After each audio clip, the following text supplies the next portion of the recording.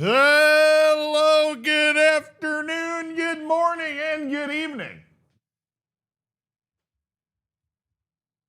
It's me, a professional Zealand impersonator. Finally able to practice my craft again. And be a professional Zealand impersonator. Nailed the voice. Nice. Truman, I guess that's true. That was very Truman Show of me.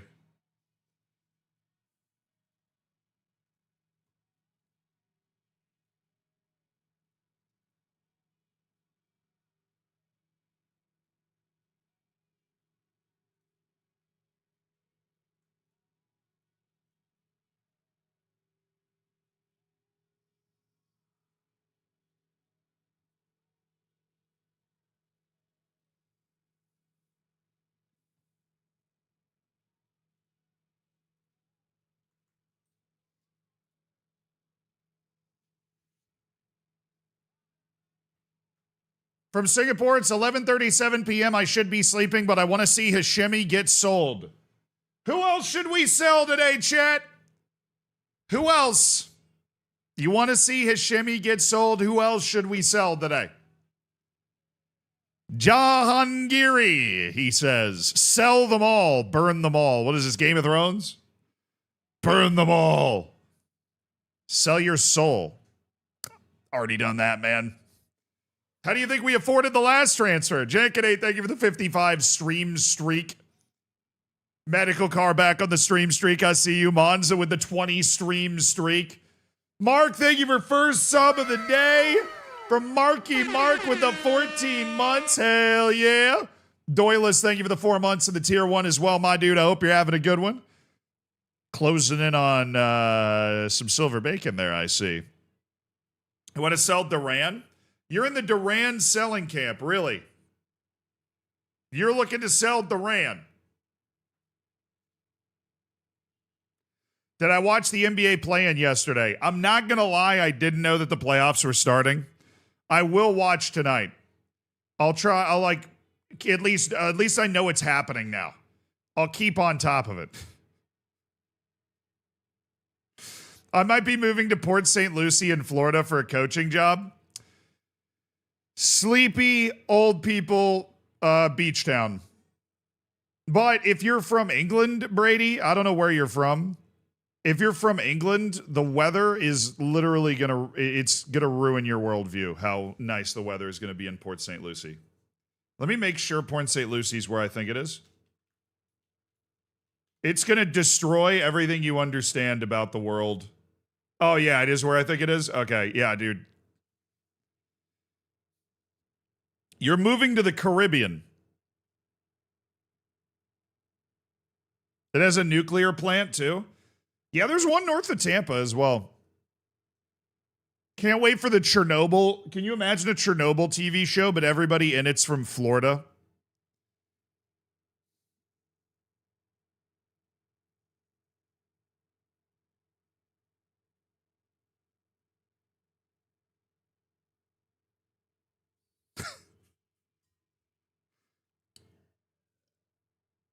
Florida man eats nuclear waste. Yeah, I feel bad for Ekatike, dude. New USL club down there. I mean, look, it's going to be really hot in the summer. Like, really, but the Atlantic coast is actually a little better than the Gulf Coast for this because the Atlantic Ocean is colder. It'll still be really, really hot in the summer relative, no matter where you're from. But the Gulf Coast is usually a little hotter just because the water isn't able to cool it down. But every other season that's not the summer is going to be great. Fall's a little tricky with the hurricanes, but as long as you dodge a big one, you're fine. Don't think he checks YouTube comments? Yeah, Zan. I never really do. Offer Hashemi out for 25 up front and 30 to 40 over the next 3 years to cancel out transfer debt. What's special about that? Everyone in the actual Chernobyl series is from Leeds and Doncaster. I actually, dude, I don't mind when somebody makes like a historical TV show like Chernobyl and they just have everybody speak English in it instead of trying to pretend to do like fake Russian accents or literally speak Russian. They could have them all speak Russian and have subtitles. That would be fine. But I'm glad they just kind of showed up and just talked because it allows you to really focus on the story more than the, you know, the more important things in the story.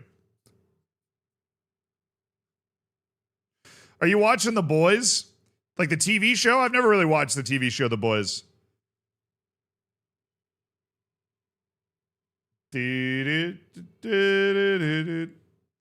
Florida man wrestles gator inside of reactor.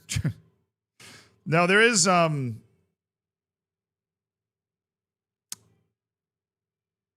nuclear reactor like an hour away from where I grew up. I've driven by it a few times. It's being decommissioned, though, because there was an issue with one of the walls.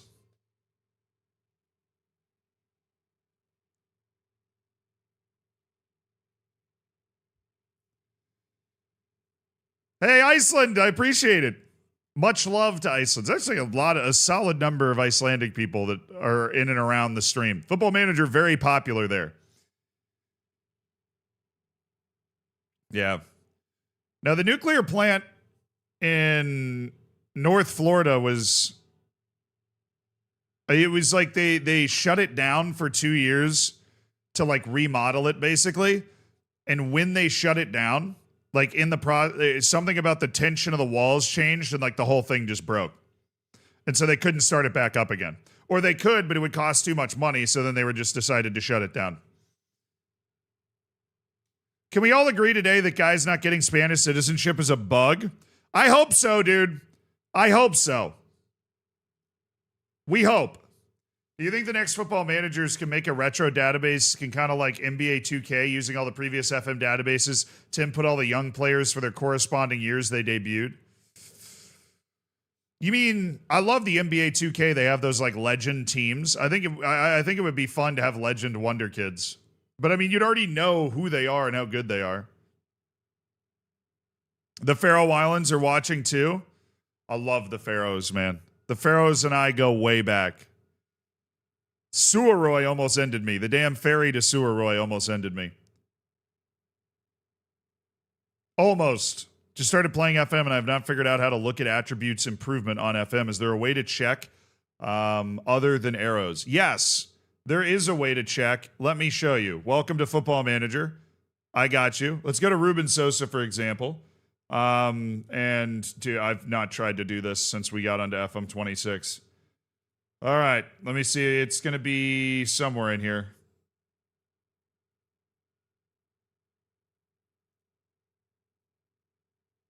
There used to be a graph. I'm sure it's in here somewhere. They just make this stuff so hard to find, dude. Yeah, we need more radioactive alligators, dude. Iranians not getting Spanish citizenship is a bug? No, we're not talking about the Iranians. We're talking about dude from Argentina and a dude from Paraguay who have been in Spain the required 2 years in order to get Spanish citizenship, but they're just not taking it. It's in personal. Okay. So like I was saying, you go to personal. Is it? Hierarchy, social group. It doesn't look like it's in personal. It would be in performance. I feel like it should be in performance. Playing time, fitness, training, coach report. Did they actually remove that? That was like the most helpful graph of all time. There's no way they removed it. Oh, these are analytics. I mean, that's cool. Good thing to have. Click the graph in training. That. Yeah, there it is. And then you go to attributes and you can activate which attribute you want to show and you can see it like let's say we just wanted to focus on his development of his reflexes, right? We could isolate his reflexes and get rid of the throwing here. And we could see it went from 14 to 15 in September. And so you can track like the development of different attributes. That hasn't gone up. That's gone up twice. His aerial reach has been upgrading. His concentration's improved pretty dramatically from 11 to 16. His leadership's going up. Yeah. Now, I always liked this graph, and they actually added some things to that graph, but they hide this stuff so incredibly well, you know? It used to be a little easier to find. So you have to go into training, and then you go to progress report. This is their whole time since they joined your team, basically. And then you have ability, and this is like their rated ability, and then you have their attributes, and you can isolate individual attributes. So that's how you're able to track that. That's how you're able to track that. For the guy that asked on YouTube. I got you. Love from Brazil and from a Palmeiras fan. Shogun, thank you for the 13 months. Congrats on the baker's dozen, my dude. I'm never impressed with how New York celebrates New Year's. They always drop the ball. I know. B minus on that dad joke. All right, I did want to show you. I was Googling. I was making sure that it was where I thought it was. It's right there. In the Atlantic coast. Congrats. I just wanted to show you guys this tweet. Funniest thing I saw today. Atletico Madrid does a little trolling after Barcelona suggested that they didn't cut the grass enough before the game. They then said, "We love the smell of freshly cut grass in the morning after winning." A tremendous bit of trolling by Atletico Madrid. They know exactly what their identity is. They know exactly what they're doing. It's tremendous work. It's tremendous work. Musharak, thank you for the 51 months. Hell yeah, brother. Hell yeah. Yeah, I mean, the rage bait's working, dude. The rage bait's working. Because as far as I saw it, they said they're going to appeal again. UEFA dismissed their report. There it is. Laporta launches fierce attack on UEFA after Barcelona's Champions League exit. We're seeking an explanation. Now,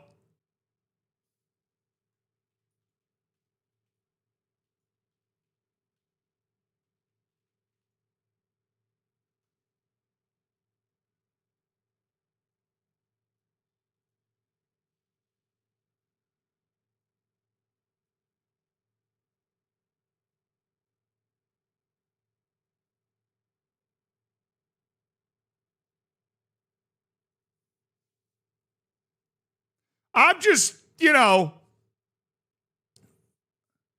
was just checking. The explanation. Of course, the explanation. It's a disgrace, intolerable. Their exit was a robbery. Why does Barcelona think they got robbed so much in this match? Why do they think they got, why? They're in the Real Madrid playbook right now. They had a player sent off in each leg. I mean, he should have been sent off. He tripped the guy from behind when he was in on goal. I mean, Jules Koundé wasn't there enough to change that.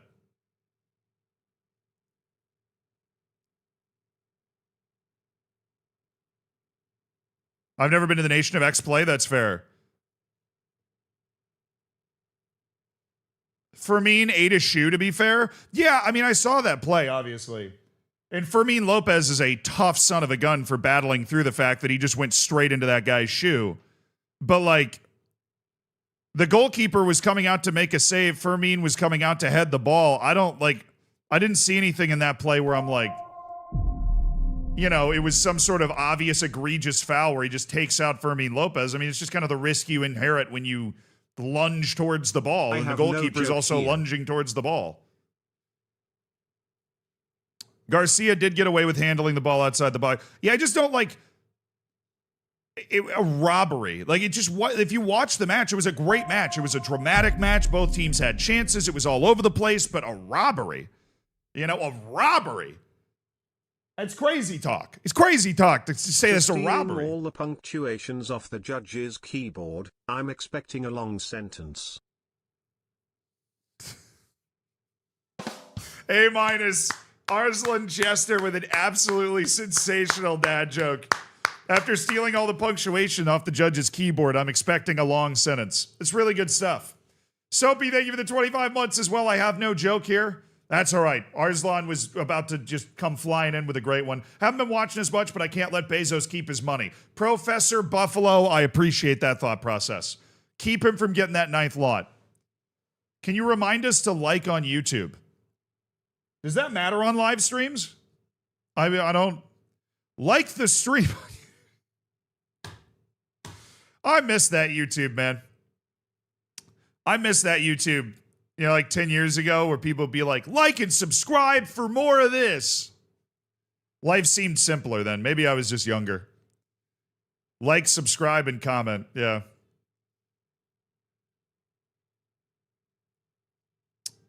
Pau Kubarsi was dismissed by Istvan Kovacs in the first leg. Yeah, for like an obviously bad red card tackle from behind and a guy that was in on goal. Maybe Barcelona shouldn't be letting guys get in on goal so easily. Maybe have they ever considered that? For me, this match was a robbery. Not just this match, but the other one. The refereeing was really bad. The decisions Turpin makes are unbelievable. I don't know how many fouls Atletico made, but the referee didn't give them a single yellow card. I really understand why they're so afraid that Barcelona will come and win. I mean, okay. It is important to mention that in the second leg, in the match that I watched yesterday, right? In that match, there were basically no fouls called.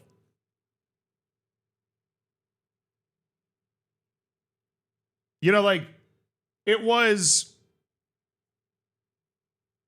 in American football or whatever, they would use a phrase like they're letting the boys play. They definitely were letting the boys play.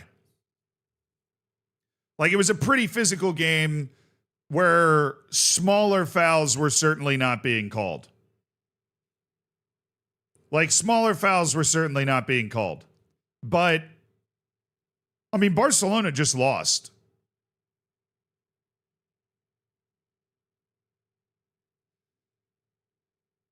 Barcelona just lost. Barcelona, and I understand why they're upset because they're the better team. I don't even think Atletico Madrid would try to pretend that they're the better team, but they won.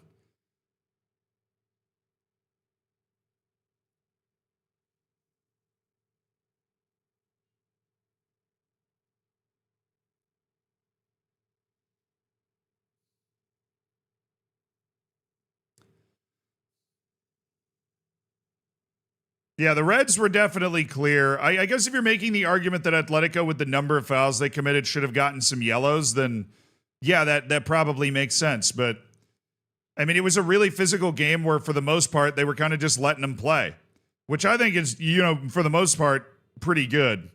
I'd love to see what they're, like, directly upset about.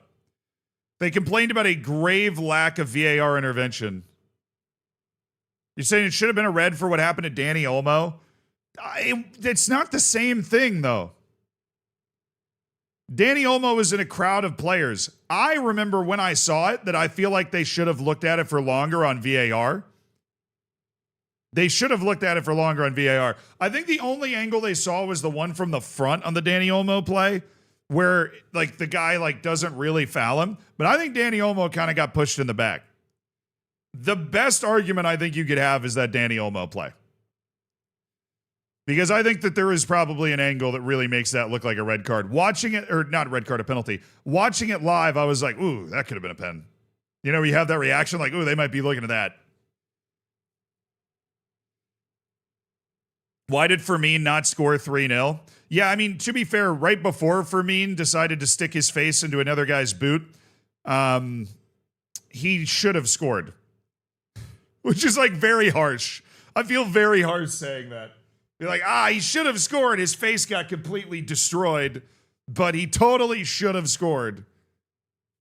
The Farron disallowed goal, dude, the Farron disallowed goal seemed very obviously offside to me. Am I alone in that? The Farron disallowed goal was like completely offside. It was completely offside. Yeah.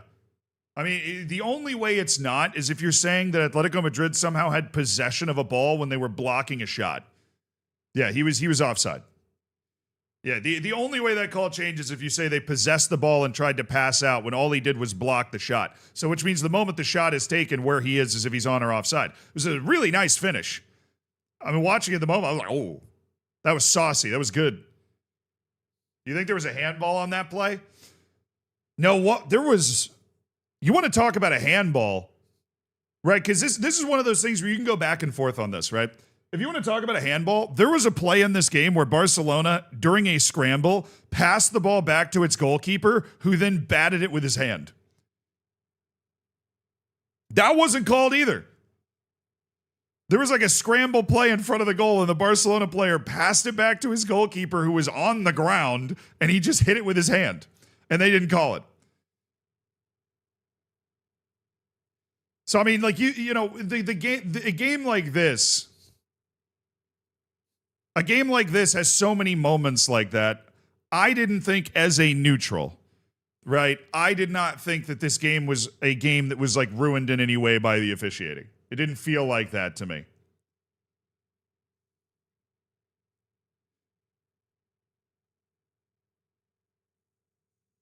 Hey, Neil, thank you for the prime, dude. Welcome to the Hammers. Enjoy the bacon. Enjoy the emotes.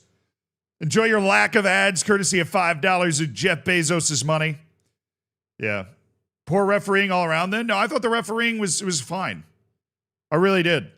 I'm just pointing out, like, there's these little moments where I'm like, look, if we looked at this with a microscope, I think you're going to change, I think you're going to make a call here. I'll be very transparent, though. I love that ref. Whatever his name is, Claude, Clement, Turpin, I think he's one of the best refs going. That dude handles really tough matches pretty damn well. Yeah, he handles pretty tough matches really well. Yeah,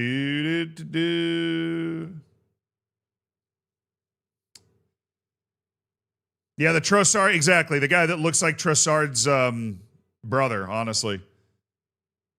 That goalkeeper play is on our soccer. Yeah, I think one of the keys to refereeing a game, one of the keys to being a great ref is understanding the flow of the game. And very early on, the referee established that you were going to let the boys play. It was going to be a physical game, and that a call was going to have to be really obvious if it was going to be made. Your mom's on our soccer? She probably is. The first time I ever did a meet and greet, more people were excited to meet Mombot than they were to meet me. Wouldn't be surprised at all. As an Olympiacos fan, we lost 6-1 to Barcelona, mostly due to a fake red card at 2-1. Barcelona can go home. I'm incredibly annoyed by this precedent where if you lose, it has to be a robbery. It's a very, Spanish football in particular loves this. I think there's just something weird in Spanish football. It kind of exists in Germany as well, where the same clubs always get their way, and when they don't, W hot Mombots.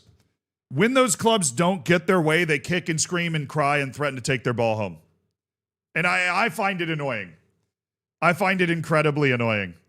Turkey's another, Turkey's actually corrupt. You know?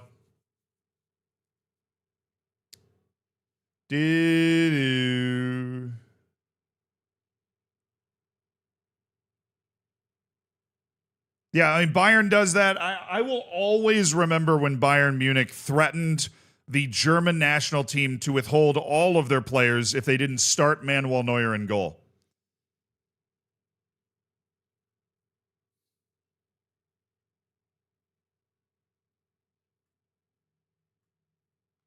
I don't know if you guys remember that one. But it was Neuer had been coming off some injuries or something, and, you had Ter Stegen, you had, what was his name in the Prem? Before he tore his knee up. Bernd Leno. You had, great German goalkeepers, and somebody else was going to start, and then Uni Hoeneß, or whatever his name is, came out and was like, we are going to withhold all of the players from the national team if you don't start Neuer. And you're like, okay. Yeah, so Bayern Munich absolutely has this gene too, but Real Madrid and Barcelona, it's just stupid. It's stupid.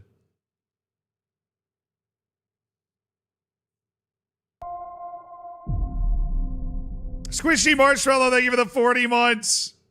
That was over 10 years. Oh yeah, this was a long time ago. This was not recent news. This was a long time ago.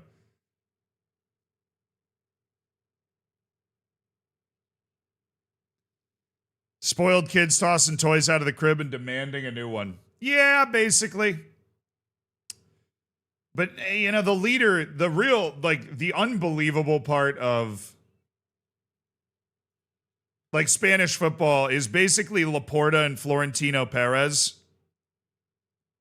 And just their, like, cult of personality that they've cultivated around.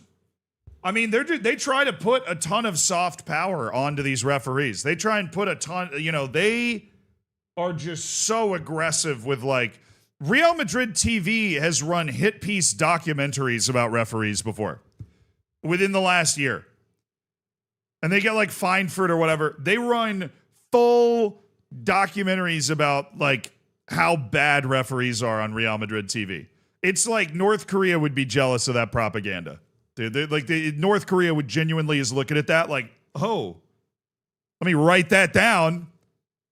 Good idea right there, man. Good idea. Hickey, thank you for the 43 months, my dude. Hope you're having a good one.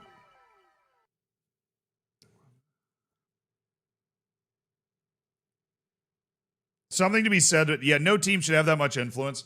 I mean, it's the issue that, honestly, the lack of parity in football, like the lack of parity in soccer, creates this issue because Bayern's bigger than the Bundesliga. More people will be able to tell you what Bayern Munich is in the Bundesliga. Real Madrid and Barcelona are way bigger than the Liga, right? Like the brand, everything. And so then La Liga has to, like, what levers does La Liga have that they're able to pull, like, over them? They kind of have to listen to them.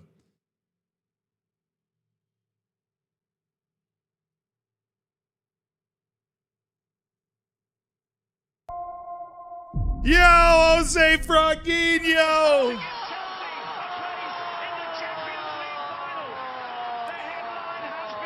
Thank you for making 5 people's days. Thank you for giving 5 people the ad-free experience and supporting the channel with kindness. You have long been a great member of this community, Jose Fraguinho. Thank you for spreading the love. Rob, Kryptonic, Drumzilla, D-Jung Lurban, and that guy, enjoy the bacon, enjoy the emotes. And be sure to say thank you. If you don't say thank you, you'll be banned. I don't make the rules. That's just how it works. Yeah, somebody said I admire... somebody said, hold on. That was funny. Where was this? Somebody said, I admire your courage for these takes. This or all the fanboys are already gone from your channel. Bro, we're talking about football. We're talking about soccer here. I don't know if there's any courage involved. I'm just not afraid of a 12-year-old who gets upset about, like, I don't know. If you can't be critical of your own team, then you should be. You should be capable of being critical of your own team. But I talk about this with you guys all the time. Either I'm right, and I'm going to explain to you why I'm right, or I'm wrong, and I would love to not be wrong. I would love for somebody to explain to me why I'm wrong so I can not be wrong anymore.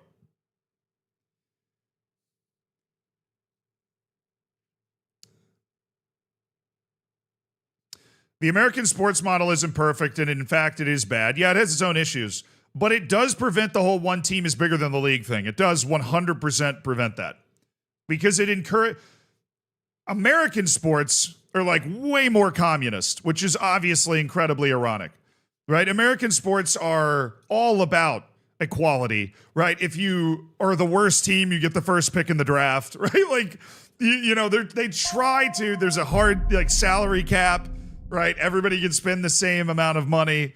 It's very like encourages parity. Regicide, thank you for the 16 months, my dude. Hey, yeah. Who do you think is the United manager next season?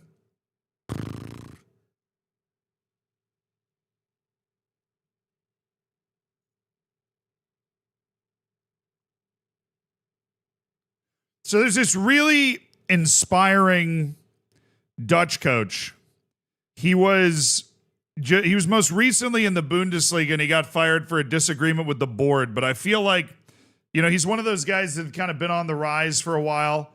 And I think that he would, I think that he's the type of guy that could go into Manchester United and really build a system. His name's Ten Hag. I think he's the type of guy that could really go in there and build a system. He's now completely free. Did he go to Twente? I was kind of hoping he was still out of a job after Leverkusen. I haven't really been keeping up. I hadn't really been keeping up. Not a bad idea.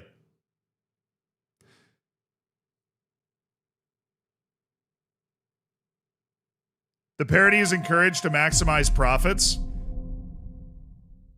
I mean, the league shares all profits, basically, so... Did you see both CONCACAF quarter-final matches last night had to be stopped multiple times under the anti-discrimination protocol? Look, I realize there's a lot of issues around the World Cup, right? I realize there is. But FIFA and the world have no idea the freight train that is coming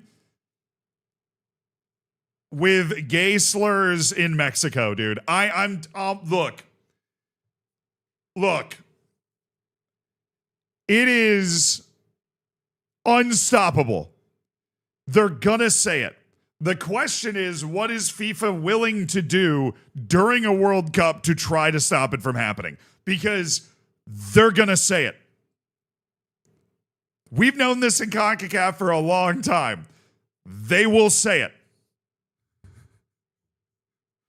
There is a chant that they do every time the goalkeeper takes a goal kick. You can hear it clear as day on the broadcast. They might just start cutting stadium audio feeds on goal kicks. I would not be surprised at all. And CONCACAF and FIFA have been banning Mexican fans from the stadium for a decade. They're not going to stop saying it. It just makes them want to say it more. They're going to say it everywhere. Them gay slurs are going to fly. And during the World Cup, it is going to be one of the top stories. I'm just telling you now. Yeah.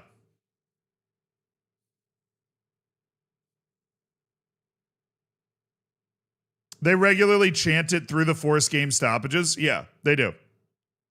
They regularly chant it through they'll stop the game for anti-discrimination and they'll just chant it through the stoppage and then they'll come back and be like, we just need to finish this game or whatever.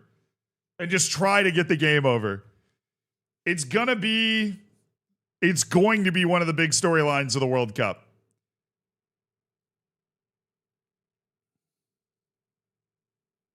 The issue is that Mexican people and Central American people, where the chant is quite common, insist that it is a cultural difference, a cultural misunderstanding. So they in some ways feel discriminated against and be like, well, you just don't understand our culture. It's not. It is not a racial thing. Baby. I'm not going to say the word. I'm not going to tell you what it is. All you got to do is watch one Mexican match and you will hear it. You will hear it every time. But that's the back and forth. If you talk to, and I have, right, because I'm living CONCACAF and live in the United States, and the U.S. and Mexico, as much as they don't like each other, ton of people from both countries live in both countries, right? It's in Spanish.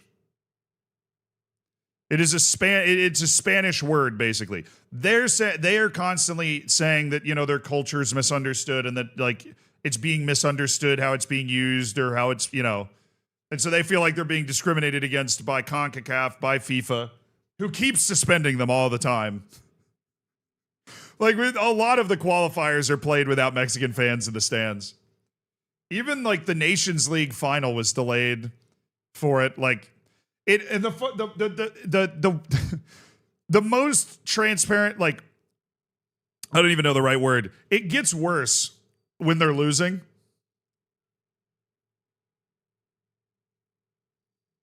It gets worse when they're losing. It just gets louder. And so when the U.S. was like kicking Mexico's ass in the Nations League, it was so loud. Because they didn't even care if the game like got called off at that point because it was already over. Yeah.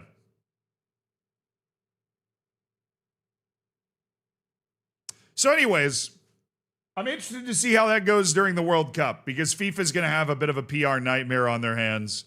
And they're going to have to try to deal with that, which they've tried to deal with it in the past by like banning fans from the stadium.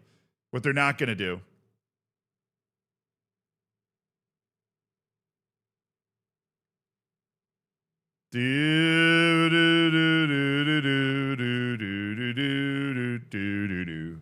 All right, chat. I need some with a little more energy. What do we got?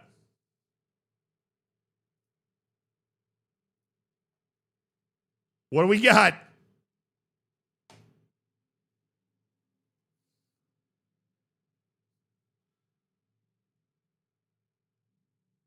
Oh, I didn't even turn the lights on in the background. What am I doing, man?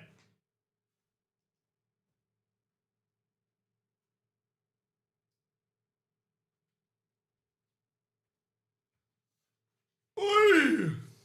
Let's play some Football Manager, baby.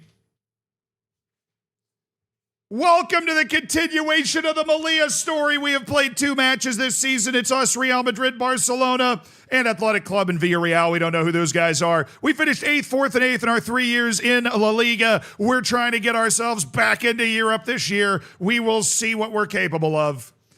And we're, of course, in the middle of a transfer window. In the do or die point of the transfer window, we have one offer out for Theodore Pizarro, a Swiss goalkeeper from Freiburg, who would be a great pickup for, I think I have to hit continue once for him to want to talk to me. There he is. He'd be a great pickup for a kind of rotational goalkeeper, him along with Ruben Sosa, perhaps. Perhaps.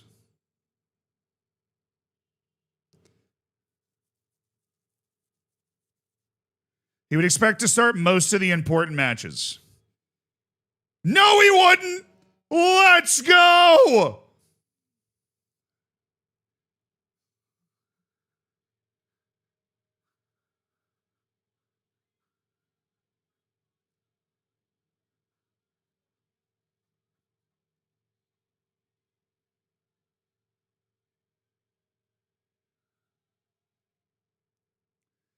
Yeah, baby.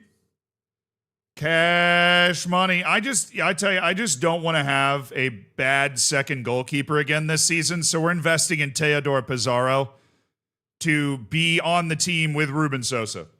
That's what we're investing in. We got Real Madrid in 2 days. It's a hell of a way to kick off the stream. Hell of a way to kick off the stream. Alvaro slander. Look, I'm just tired of Alvaro being the only other goalkeeper on my team. I'm not going to lie. I am tired of Alvaro being the only goalkeeper on my team. All right, Levante, please tell me they gave him decent playing time. Bro, you will actually start him. Thank you. You will, I promise you'll actually start him. Enrique Medrano, a 16-year-old. What are you even doing around him? How are you allowed to talk to him? It's illegal. You're breaking the law. Yeah, he's EU. Or he counts as EU.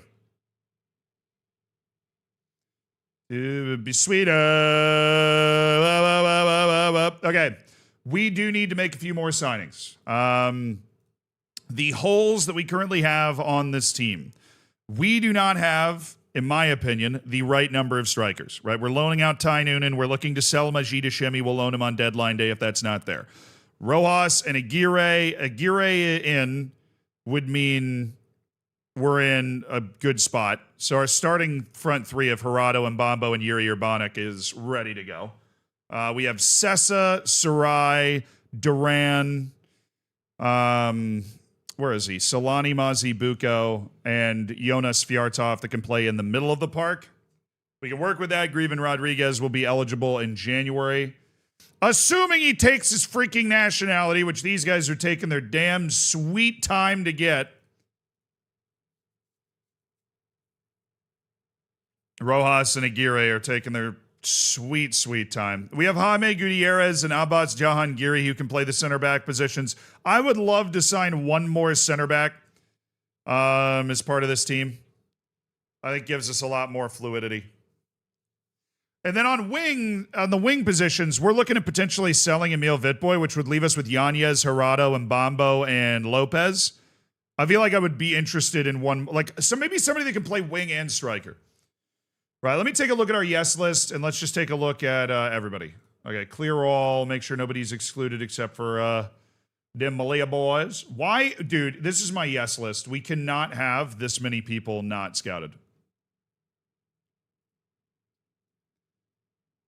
We cannot have this many people not scouted.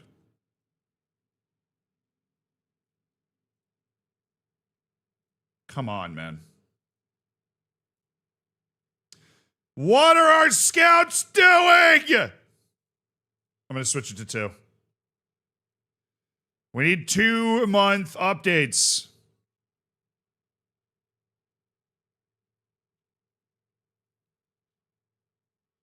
We got to lock in. We got to lock in so hard.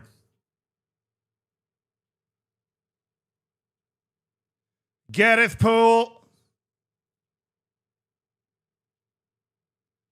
Make sure we don't miss anybody down here. Bessie Runolfsson. I feel like we'd be able to get this guy for super cheap. This is a B team pickup right here. We're looking at a B team pickup.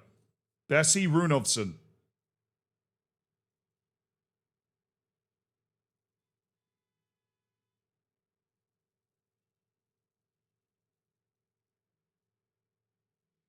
Thank you, Bessie Runolfsson. Appreciate it. All right, Josep Barney of America de Cali. Oh, my God. Oh, he only has 11 reflexes. He's got great size, handling. Technically, he's got everything that we need. He's a really good goalkeeper, but he doesn't have great reflexes, which I think is going to limit his ability to be a real world-class type of dude. Not to mention he would take 2 years to get the nationality, assuming he ever wanted it. Lavro Nenadic. Lasse Reese and Max Hennig. Right. Anyways, let's look at good guys now. So Nestori would be 16 million. Alexander Rodic is 20 million. I feel like I've got a lot of this exact center back already. It's definitely to the point that I'm not going to spend that money on him. This guy would be a great pickup. I just don't think he's really worth it, to be honest. I mean, 40 to 57 million. He's already 22. He's already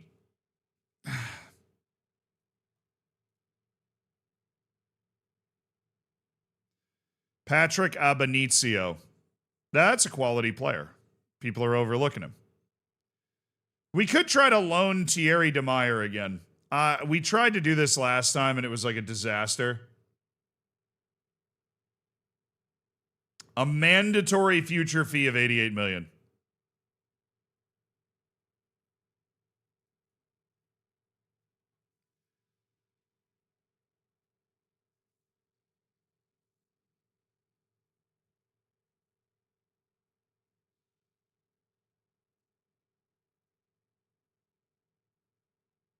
He's not worth 88 million? Well, yeah, I mean, I'm not going to do a mandatory future fee for 88 million. Okay? We're not going to do that. Mick, thank you for the prime. Enjoy the bacon, enjoy the emotes, and welcome to an elite online gaming community. And McGinley, thank you for the prime as well. All that to you, too.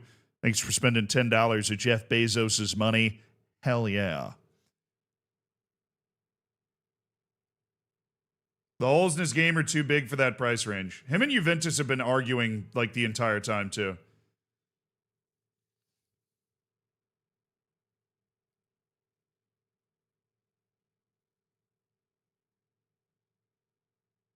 Yeah, he's definitely too expensive for his ability level.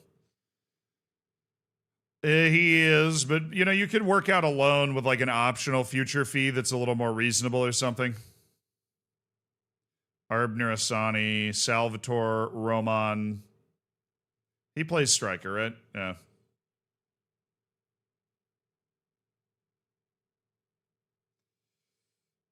The Hellas Verona big man.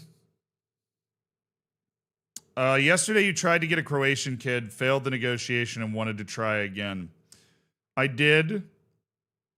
He's 16 and very unlikely to want to actually join us, which is the downside of that, obviously. Redwan Bufia.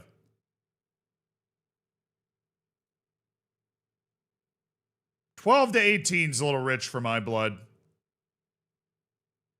This guy's definitely saucy, though. He's got the flair, the ability with the ball. It's too expensive for his ability. It's too expensive for his ability. Too much.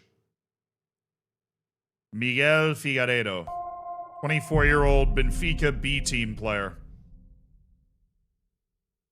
Then there's Jesus Rodriguez, who I've always loved, but he's non-EU. I asked my dad why he carries a pencil behind his said, in case I need to draw my conclusions. The typo really hurt you on that one now, last striker. The typo hurt you. It was a good one. I'm going to go with a B. In case I need to draw my conclusions.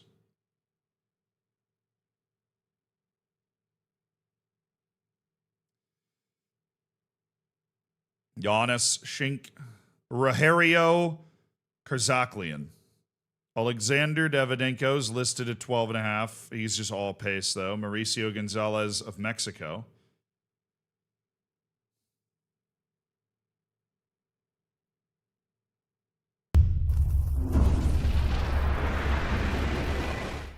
Hayes Ed, thoughts on the rumors about Italy possibly getting a playoff in case Iran withdraws from the World Cup? Terrible idea. In my opinion, that spot should go to the UAE. It should. It should not go to Italy. Italy shouldn't be anywhere near it. Let's just stop that right now. If Iran isn't able to go to the World Cup, then it should go to the next best team. There are two options. Either you give it to the next best team from Asia, or you give it to the team that beat the UAE in the Asian playoff beat in the Intercontinental playoff. Bolivia. But in no way should it go to Italy. It would be incredibly stupid if it went to Italy. Incredibly.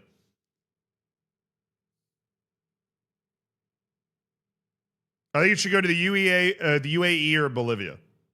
Yeah. You mean the players aren't allowed to enter the U.S.?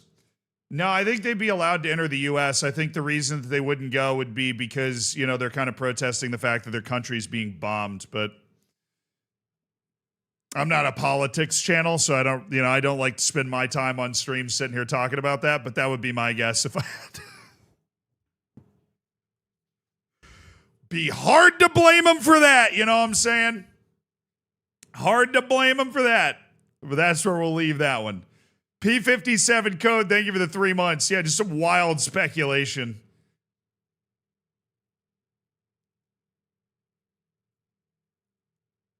Should either be the UAE. No, I mean, the good thing about Asian qualifying is that the team that finished right behind Iraq is very obvious. The whole qualifying process narrowed it down to a playoff between Iraq and the UAE to go to the Intercontinental playoff. So Asia's done us a favor in that sense where you can literally go, oh, the UAE was literally the next best team. Yeah.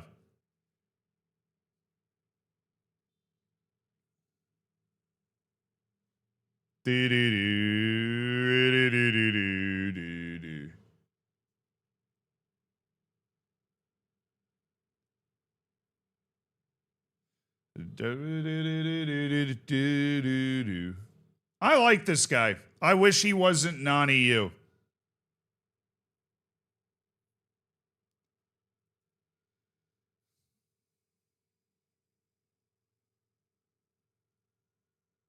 I want to see what he would want.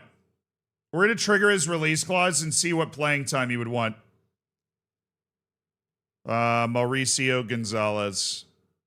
We can entertain a couple of moves if we need to. Nikolai Dahl Sorensen, 18 years old, the Brondby defensive midfielder, center back. Extraordinaire.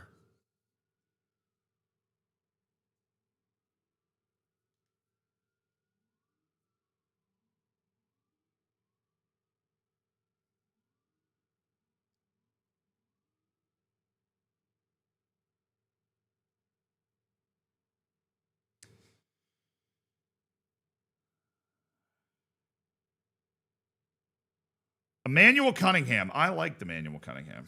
I thought he was already a pretty good player.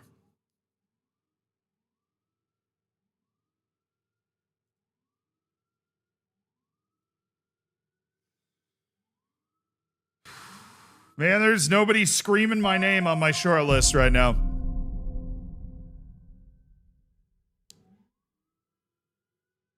There is nobody screaming my name on my short list.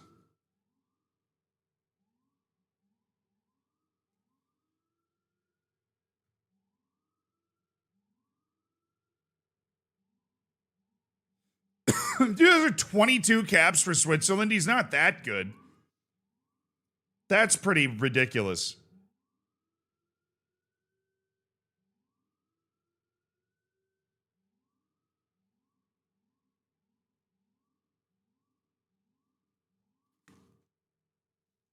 Bro, there is a ambulance right outside my building that isn't playing the whole siren. It's like they're hitting the button over and over again. Like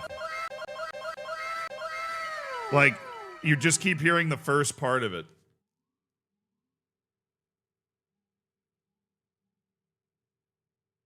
I don't know if it's broken or I have no idea what's happening right now. Chris, thank you for the 46 months. Chaotic idea, Jamaica, Bolivia, New Caledonia, and Suriname, new IC playoff, winner goes to the World Cup. So who did you put in that? You put Jamaica, Bolivia, New Caledonia, and Suriname into a new intercontinental playoff? I guess you like take the teams that lost in the Intercontinental Playoff and just have them play each other. Or you could take the two finalists. You could take Jamaica and Bolivia and have them play each other. Literally anything but just sending Italy because of the world ranking. Literally anything. What's the requirement to get the final youth facility upgrade? I don't know. Jahangiri has not been sold, no. Do we just pick up depth signings then? Maybe. We might do like depth loans or something.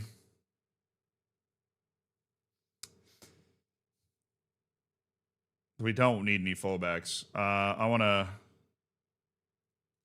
do this. Omar Yahya, Matteo Franchi. He's freaking 22 years old, man. At this point, what are we doing? What are we doing? Elton Isini.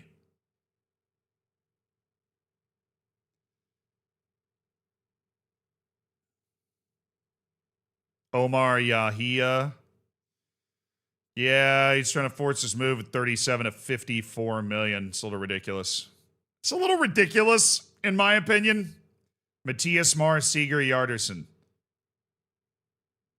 from Bologna. He's not very good right now. Nathan McNicholas of Ireland. Yeah, that's the Wonder Kid list guys that are going to be playing there. We could try to check our Wonder Kid list wingers. Blas Escobar, who's definitely non-EU right now. We're looking for EU options, all right? We're looking for EU options. I'll try that. Wait, uh-oh. Uh-oh.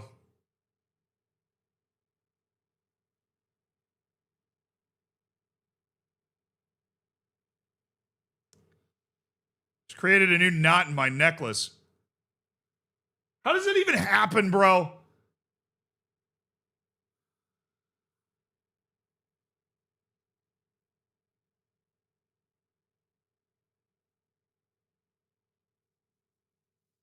Hold on. We'll do a little surgery. We do a little surgery. This is like a random extra knot in my necklace, which I have to get rid of right now, because if I let it settle, then it just becomes part of a bigger knot down at the bottom of the necklace. And that is there to stay. That's not going away anytime soon. So this has to be fixed immediately. A little surgery. We do a little surgery.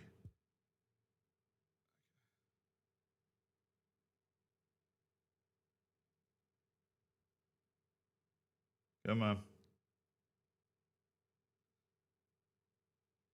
So it's hard to do this with these giant man hands.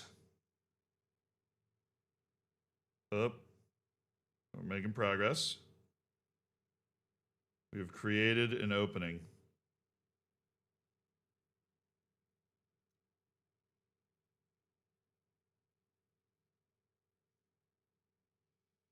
The opening is not big enough. Okay. Come on, man. There we go. You just keep tugging at it, and then eventually it just pops out. There we go. Ah. Crisis averted. I would have never been able to focus on the transfers while that happened. Maybe we just go get Salvatore Roman, dude.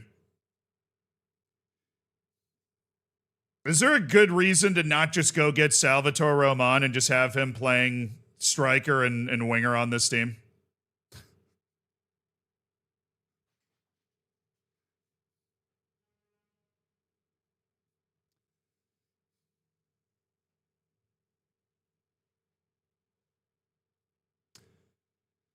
I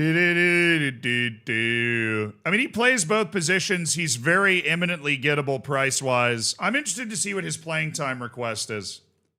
Let's get a transfer accepted, and let's see how much playing time he would want. Okay.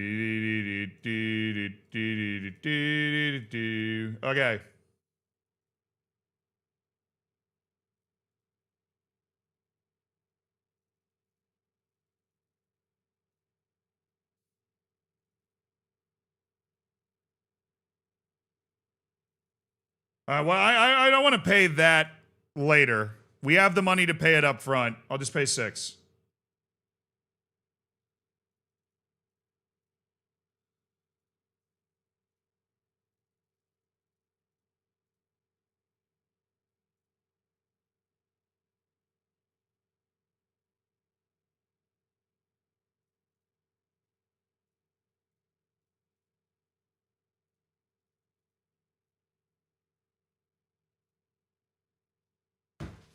That's not the point of me putting the international appearances thing there, man. It's not the point.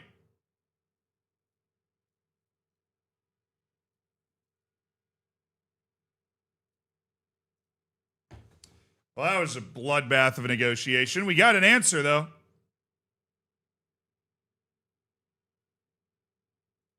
All right, Bessie Runolfsson.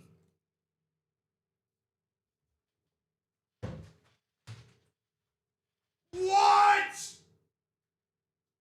What?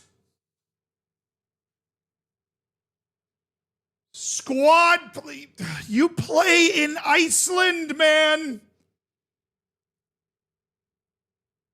You play in the Icelandic League, Bessie.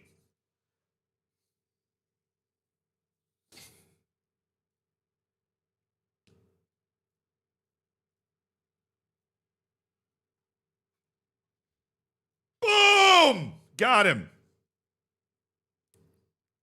Little expensive. Little expensive. Salary after reaching 20 club league games, 5. Salary after reaching 30 club league games, 7.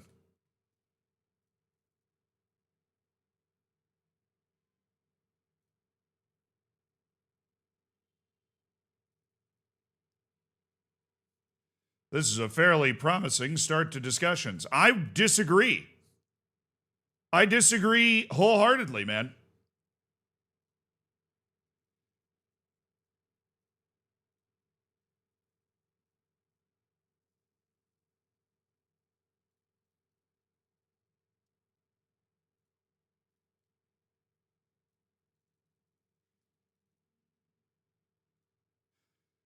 All right, Bessie, you're getting $500,000 a year to come here and play on the B team. I think that sounds great. All right, I think that sounds great.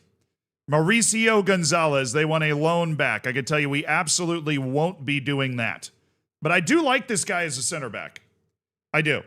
I like Mauricio Gonzalez as a wide center back. He's got the passing ability. He's got really natural marking ability. He's obviously not like an aerial menace, but I don't think he's a complete liability. Already has marks opponents tightly in there.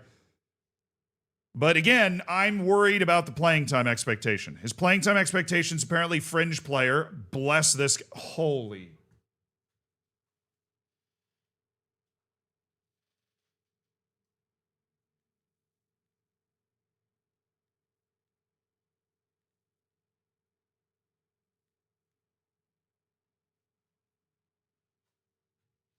Yeah, baby. Look at the escalators, man. This guy wants to play 21st team games and get $4.5 million a year.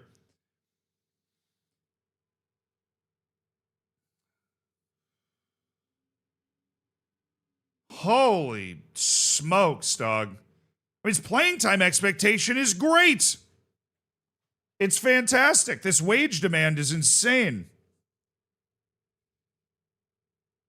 Olive Clover. He's also non-EU for 2 years, dude. We don't have any non-EU spots on our A team or our B team, so we're looking at loaning out Mauricio Gonzalez for a year and then loaning him out for another year.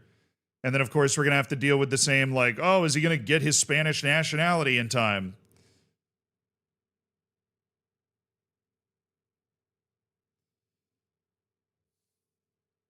Literally once fringe player, and then he's like, actually, I got to be top 10 highest paid members of the club. It's not even that. It's these escalators. 10% yearly salary raise. If I play 20 league matches, I'm making $4.5 million a year. I'd be the second highest paid player on the team. At the end of this contract, he'd be making more money per year than anybody else that's on my team.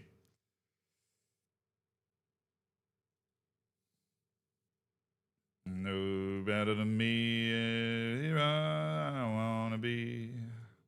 We'll just go ahead and die with dignity on that one. All right, Salvatore. You're lucky penny, you can be my four-leaf clover. All right.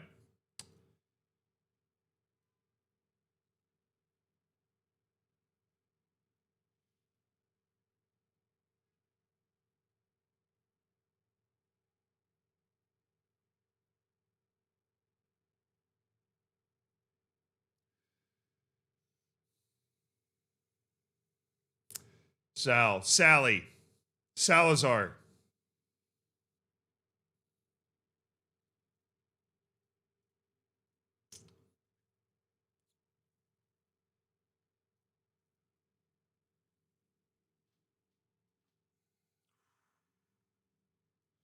Got him.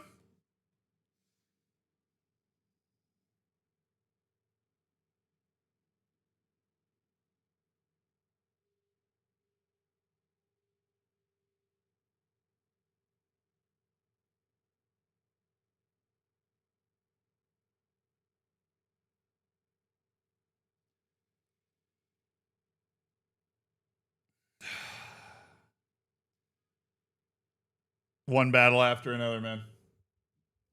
One battle after another. When will my challenges stop? When will my challenges cease?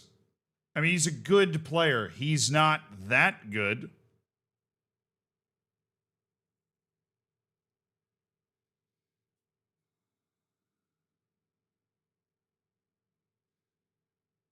Do-do-do-do-do-do-do.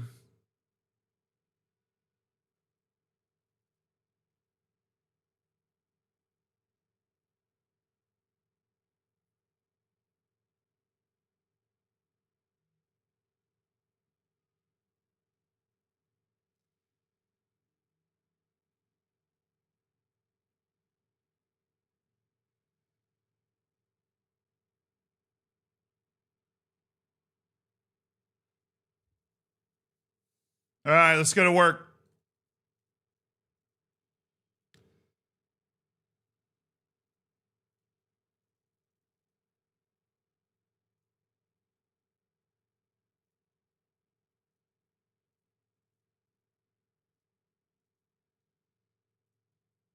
Let's go to work.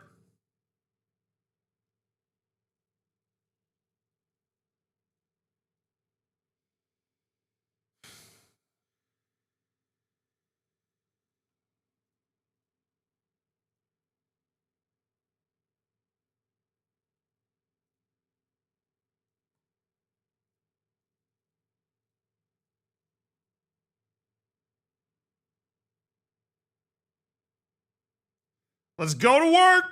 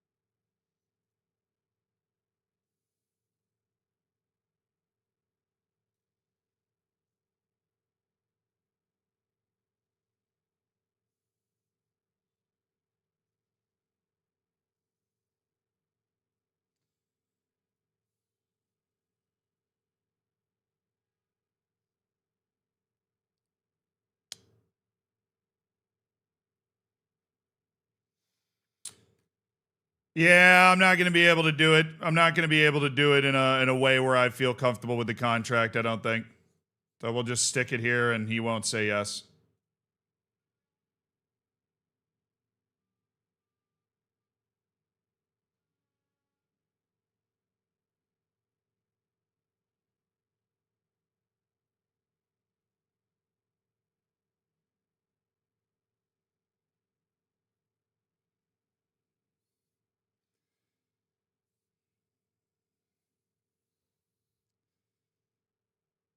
Salvatore Roman. We only do this if we sell Emil Vitboy, by the way. He only signs if Emil Vitboy leaves. We will know that as we close in on the end of this. Good deal here, Christian Parra, who we signed for free on the move for $2 million up front, another $1.2 million in installments. Looking at the wrong thing here. Guy, he spent a year with the B team after getting hurt on loan.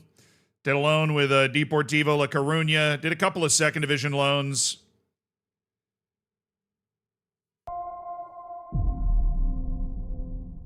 Good player. We're happy we got a couple million for him. We're liquidating some of our quality depth. 51 months. I wonder if they'll ever create truly dynamic youth and country ratings. I wish, Bamzuki, but just not enough people play that deep into the game for I think them to really want to make a realistic system like that. We can mortgage the installments. We can get $600,000 of the $675,000 up front, which is 90% of the total installments. We'll go ahead and mortgage those. We will mortgage the installments, basically taking out a mortgage against the installments. The bank gets paid the installments, and we get that up front. So it is not even an interaction with the other team. We just get that $600,000 now into our transfer budget. Okay. Good deal, brother. Good deal. We got Real Madrid tomorrow. We got transfers flying. I am very curious to see if we get this offer for Emil Vitboy. I did, though, didn't I? I did get the offer for Emil Vitboy, and it didn't look good. And now nobody's interested in him. He would prefer to stay at Melilla. That's because nobody's interested in him anymore. No, Enrique Medrano. No. He is unavailable for loan. Congratulations. Alejandro, you suck. I don't like you. I don't think you're very good. And I think it's time for you to leave. That, however, just does not seem to matter.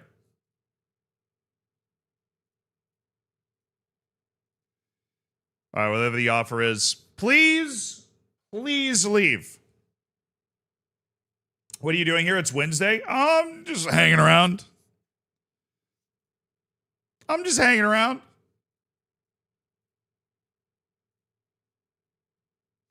All right, only first-team player that's currently on the transfer list is Majid Hashemi. We have Korensis, Zabrovsky, Guerrero, Tsutsikas, Alejandro, and Bobby Markovsky from the B team.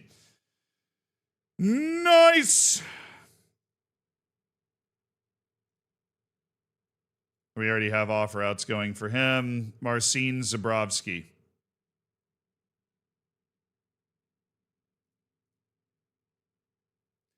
Unai Guerrero. This guy just ended up not actually having any of the potential that we kind of hoped that he did.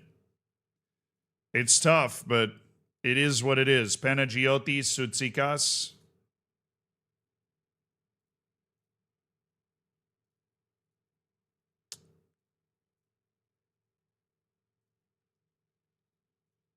All right, there you go. Send him out.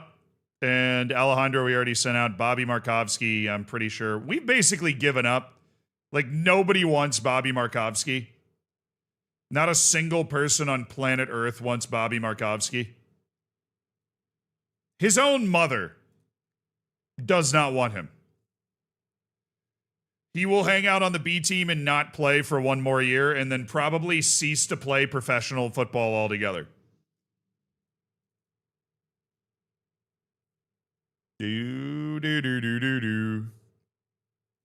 All right, so if we're not moving Vitboy, then all that negotiating for Salvatore Roman ends up being kind of pointless anyways. Runolfsson goes right into the B team, which is good. Pizarro goes right into the first team as our other first-team goalkeeper. Good signing. Happy with that. We definitely want to take a look at some center backs. So I'm going to do something I very rarely do. And we're going to get rid of that and just look at center backs and see who the highest rated center back is that we know about. That maybe for some reason we don't have on our short list. Alexander Rodic. Mariano Trillo. 2.4 million. Przemysław Bilka. Is he actually playing for them?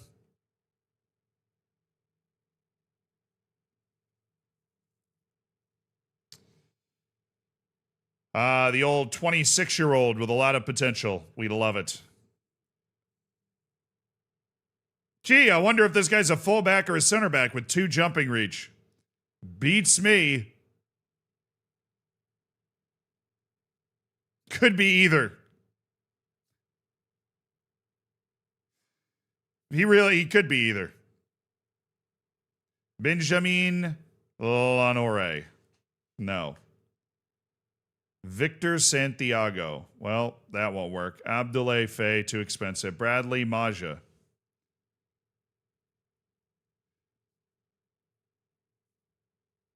Man, if he was like 6'3".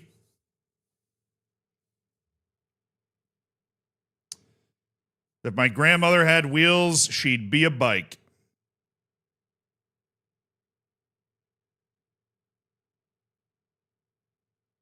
This guy sucks with the ball, too. Mate Biagon. Moves really well, though.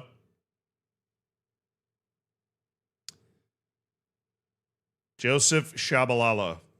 Man, that's the 3 composure, dude. If this guy had any composure at all, he would be an incredibly sneaky, really high-quality center back for, like, no money. So sneaky.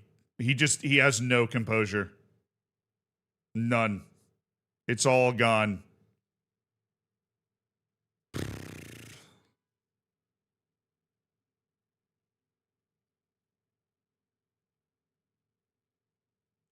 Jan Hajduk. Javi Lozano from Real Zaragoza. This dude is so bad with the ball, he makes me look good, all right? That guy's ability with the ball is shocking.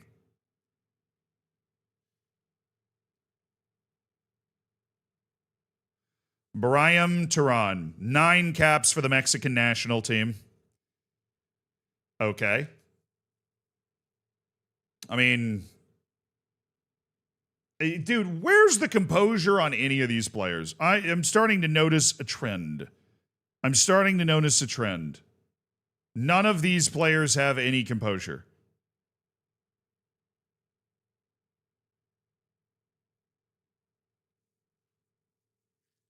Gilbert Soliveus. No. Herman Peralta.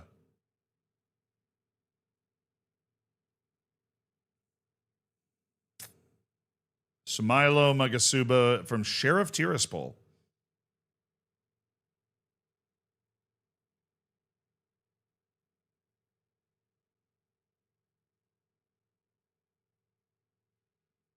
It's just like signing another Madu Mercia, which is weird because they're from the same country.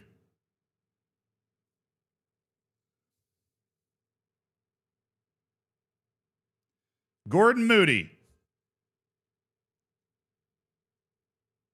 Maybe. Irish international who's riding the bench at Brentford. Just doesn't, he's not a standout player physically. He's obviously aggressive as all get out.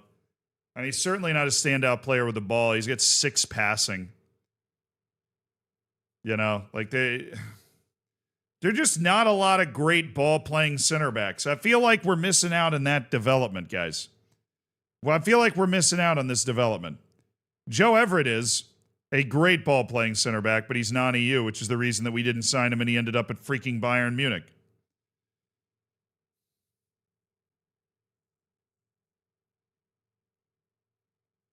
There just is not a center back that we're like, that guy. That's the guy. Not even sort of, not even a little bit.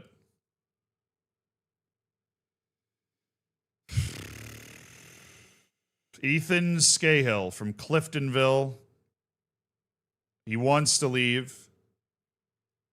We have no idea how good he actually is. Boaz Platinga.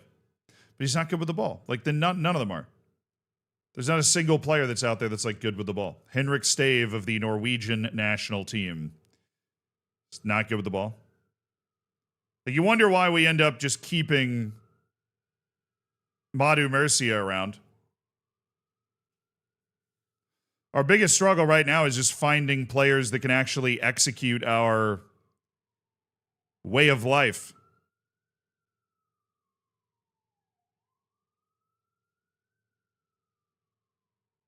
Antonio Tikvich from Jan Regensburg. Has the size. Doesn't have issues with the speed. He's not bad with the ball. Spent $220,000 to bring him in. He's going to want a wage rise, though. He's going to want at least $1 million a year.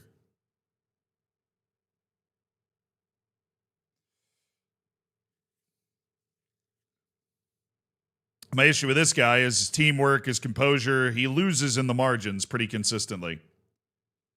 Even though he's got, like, the skills. Godwill Kakonki, he counts as EU for us. Matej Biegon, classic composure lacking center back.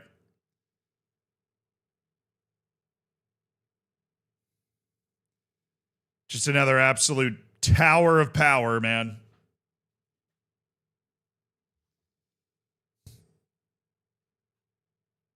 Asani's serviceable and could improve. He's too expensive, man. He's too expensive. He's 11 to 14 million for a guy that I really don't feel that confident we would be able to resell for that. Could improve slightly. Like, there's not a lot of development left in Arbner Asani. There just isn't.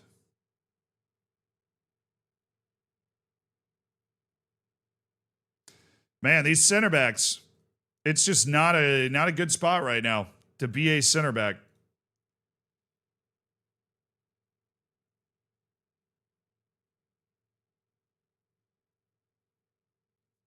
Clemens is 10 million. Alan Machero is, please tell me he's Spanish. And maybe we could just go for Alan Machero. Very, very, very well-rounded guy. He does have the nationality. And then John Benguetta.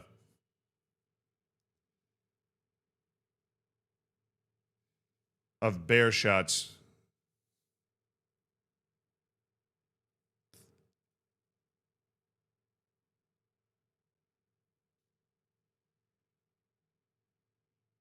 We need another defender, dude.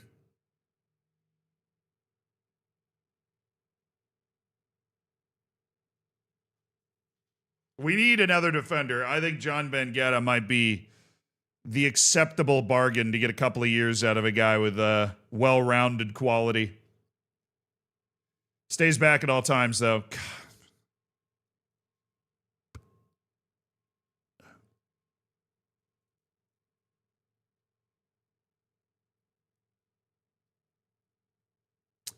What position does Baumgartner play? I don't think he's got any center back in him, if that's what you mean.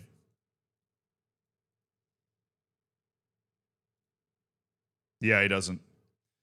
He's more of a forward-minded player. I just want to see what he wants. Just want to see what he wants. I'm not going to play you there. I will give you okay. He probably won't sign for me anyways, right? He's got Slavia Prague, Saint Etienne, Olympiacos.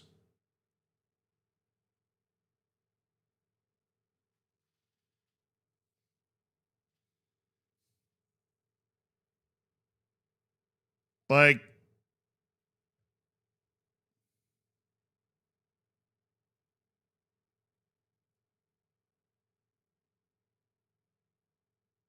oh, he wants 2 years with a 1-year extension. Yeah, no, that's too much. That's too much work for me. We'd probably have to keep his wage at the same level and then walk back the years. I'd be very, very surprised if we go low.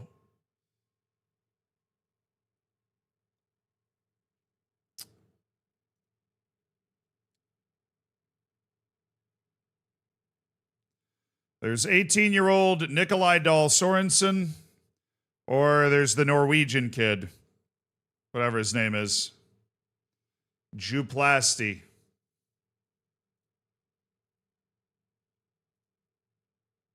This guy can't play center back, man. He has 4 jumping reach. He can't do it.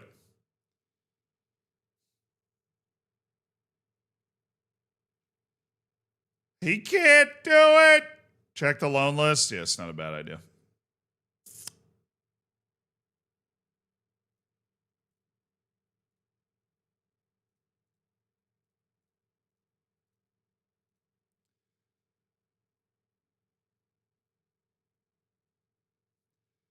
Bandar Abdullah is on the loan list.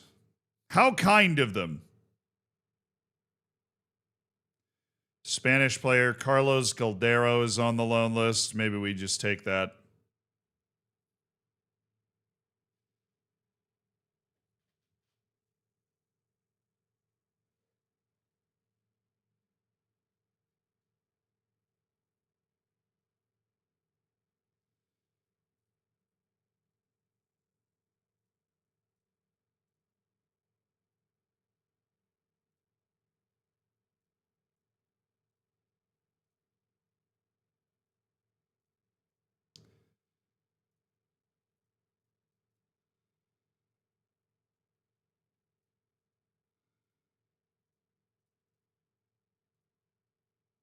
Got him.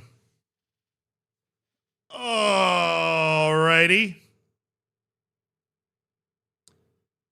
Only $8 million for a top center back prospect. I mean, do we want to spend $8 million on this guy? He's not that good with the ball. We're not signing somebody that like fits our team really well. We're just signing somebody like we need another body to play that center back position. Right, because right now we have our 3 starters. We have Aguirre and we have Jaime Gutierrez. We just don't have like a full second wave unless we drop Jahangiri back.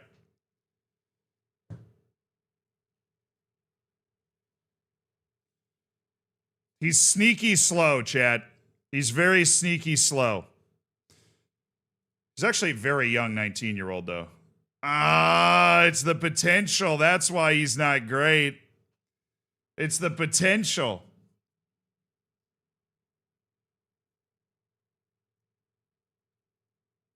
Is Aguirre already Spanish? No, but if he is not Spanish by the registration date, then it is a bug. He has been eligible for Spanish nationality at that point for nearly 2 months.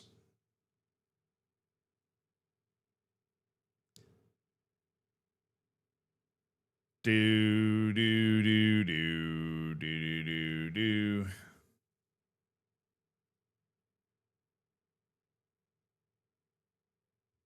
Yeah, not for 8.8 million. Agree. Agreed.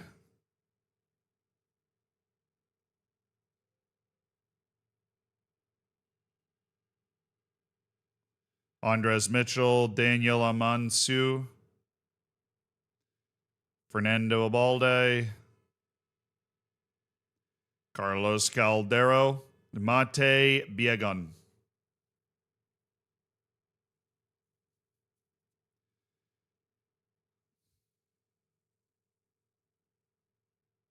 Ali Apasalo.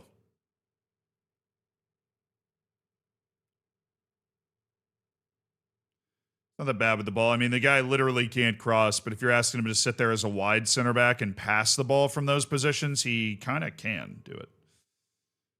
But his composure is terrible.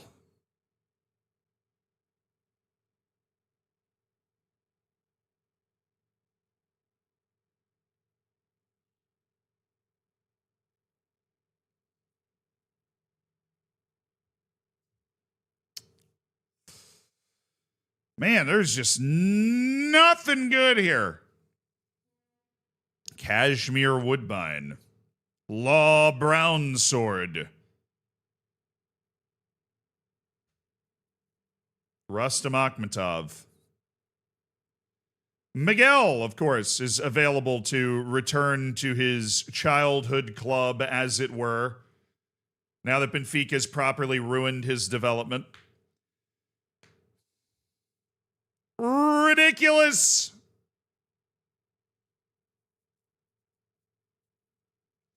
All right. I don't think we're going to find a center back through any of these methods. There just isn't a center back interested in me that I'm like, wow, I really... Like, even if I had a ton of money that I would go after. You know, or somebody that's like just out of my price range. I think we consider B team.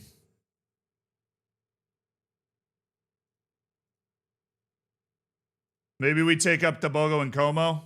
He's so bad with the ball, though. And he's done nothing but get worse since I signed him, despite the fact that he's got just great potential. We could bring up somebody like Salvador and just have him play around the first team. It would be pretty wild, obviously. It would be pretty wild. He's not ready, per se. But we do have good young center backs.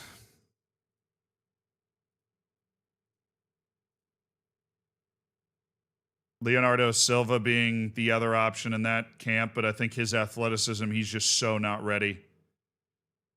He's so not ready to play at this level. None of these guys really are. I mean, Keith Brown just isn't. The St. Vincent and Grenadines center back who's been running with the B team for the last couple of years, he just hasn't grown into a guy that could be around the first team at all. Salvador would, I guess, be he would be the number one choice because physically he's not going to be outclassed at the level. I mean, technically he's got a lot to learn. Mentally he still has a lot to go, but he plays with violence and speed. He plays with violence and speed. Why not give it the old college try? Because I'm not in college anymore, man. That's why. Playing with Jahangiri. Right now, things go the way that I hope that they go. Hashemi leaves on a transfer closing in on deadline day. Jahangiri stays in the team with Ruben Sosa and Danny Avande as the other two foreign players in our team until January. At which point Ruben Sosa will gain Spanish nationality. Am I choosing violence? No. I'm loaning Noonan, and I'm loaning Greven Rodriguez. Man, he's one of those guys. The last year, we've just been nothing but downward arrows for Greven Rodriguez. I don't know what's going on there. Him and Noonan are loaned. Aguirre and Rojas are supposed to be a part of the first team whenever that comes around. I'll take Sessa off the loan list. He is going to stick around the team. Do do do do do do do.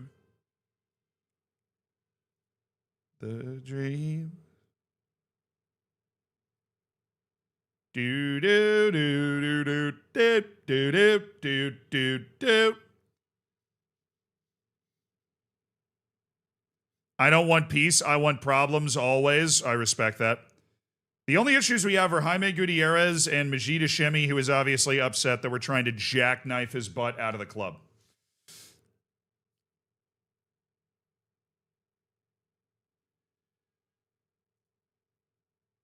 Dariusz Roklovsky has handed in a transfer request, and he's only 4.7 million.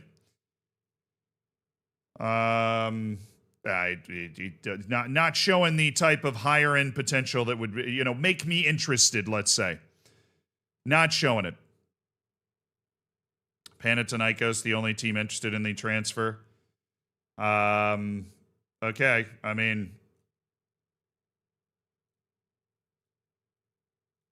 I just wanted to see if he was giving me a monetary value.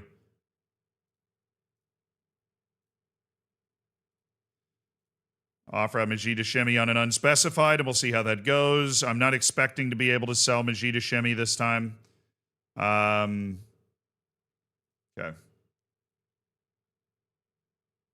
6 players have been listed as the overlapping center back options. They're all kind of old. Who's this guy? Ismailo Ganyu? We don't know how good they are right now. We have not refined our scouting enough. But I did forget that I set this up. I appreciate that I set this up. Alvaro Carrillo. Giovanni Bonfatti. Tim Orman. Ismail Ganyu. Anderlecht's center back. Transfer listed for 600,000. Rayo Vallecano is already looking at him. I'll try Orman as well. Just looking at values. All right, what other roles did I list for? Strikers, right backs.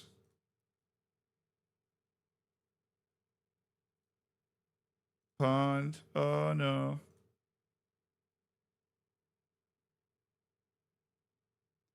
Mark is the recommendation. Although Remy Nicolai of Standard Liège is also in there.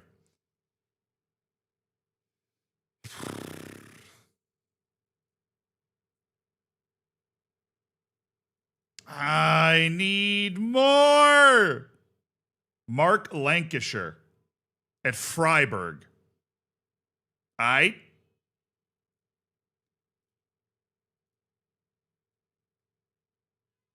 Theodore Pizarro was the guy that was recommended to us by this system, which was good. Alvaro Monson. We're definitely going to scout that guy. And Kenneth Emmanuel I've known for a long time.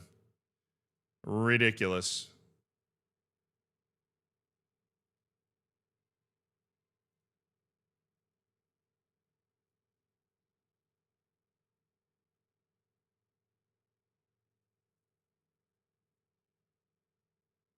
How does Hashemi not meet their requirements?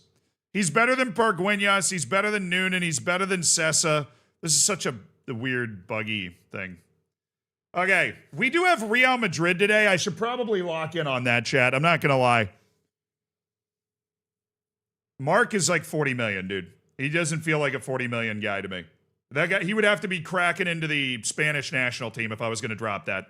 All right, chat. Sosa, Avande, Otero, Madu Murcia, Bongani Van Rooyen. Our dog, Angel Cañete, who we spent maybe 75 million on. I don't know who did that. Tsurai Sessa, Hirado, Mbambo, Yuri Urbanik. What a beautiful day for Aguirre and Rojas to not have Spanish nationality. Yeah, quick Real Madrid match while we try to evict Majid Hashemi from the team. Just real quick. In the real world, we're crying, oh, to your mama.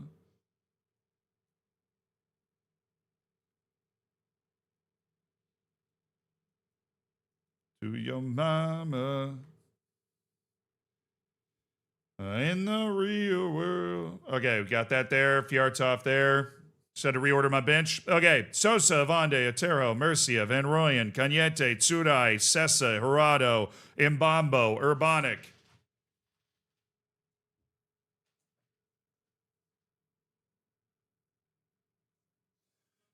Ugh! Oy!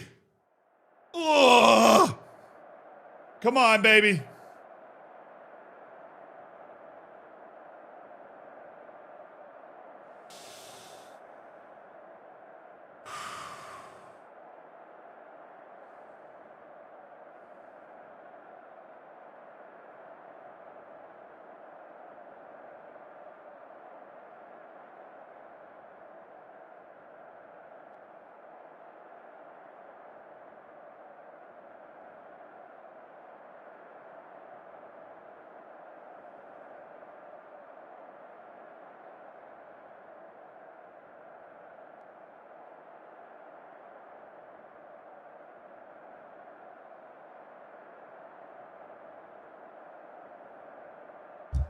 Welcome to the Bernabeu.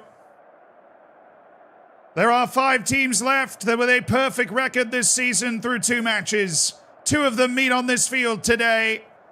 Widely regarded the smallest club in the Spanish league against the biggest, oldest, best club in the history of Europe.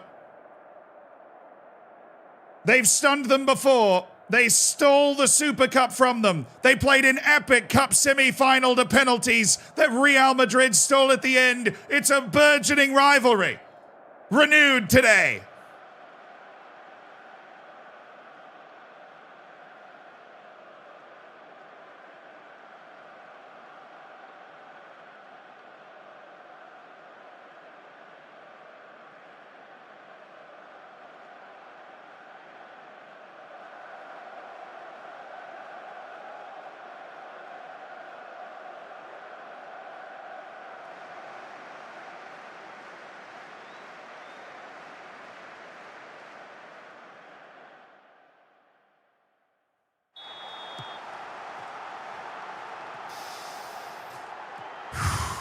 All right, here we go.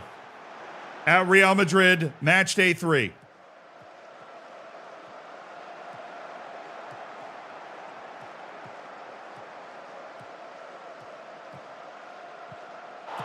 Clean.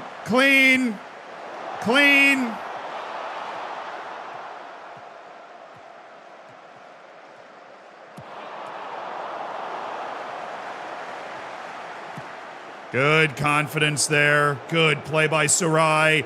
Cañete's on the move. That's fine. Force Rodrigo to defend. It works for me.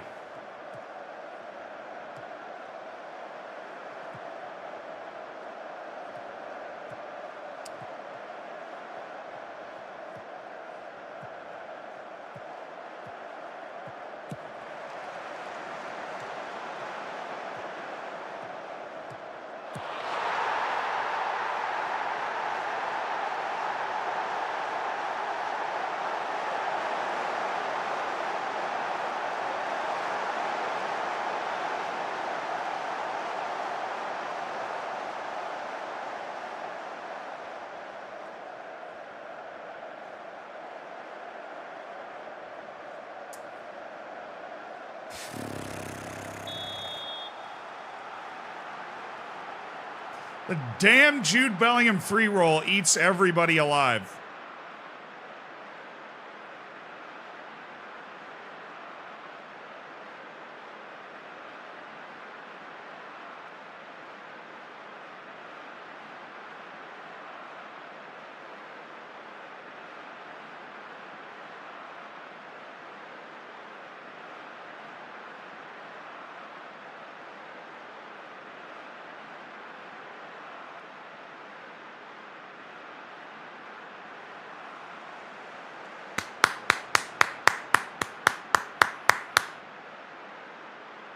I thought that was the start of a highlight.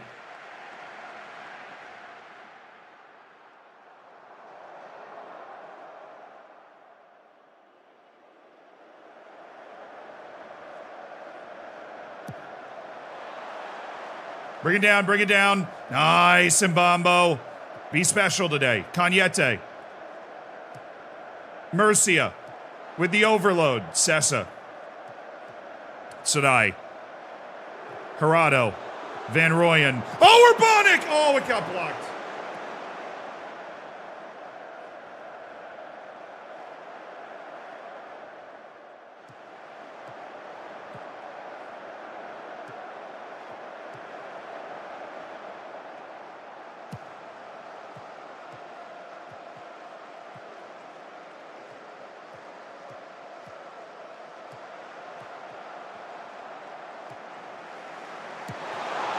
Good save, good save, good save. Whew.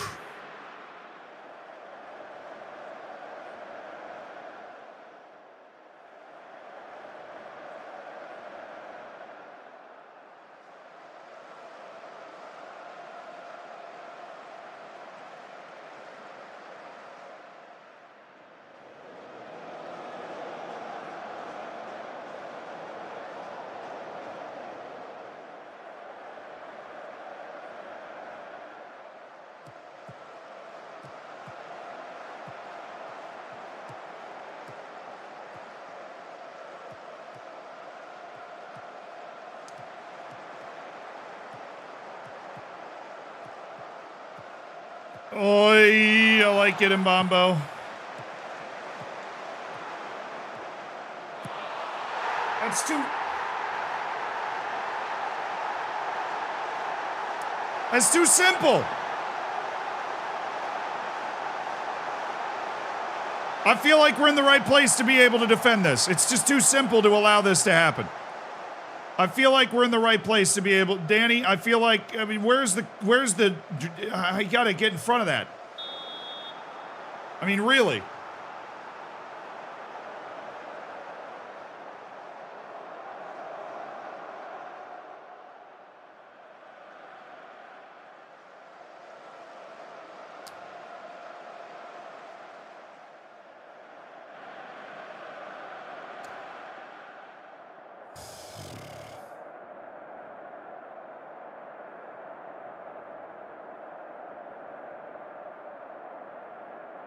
Fire up Ruben Gerardo. He's been particularly bad today.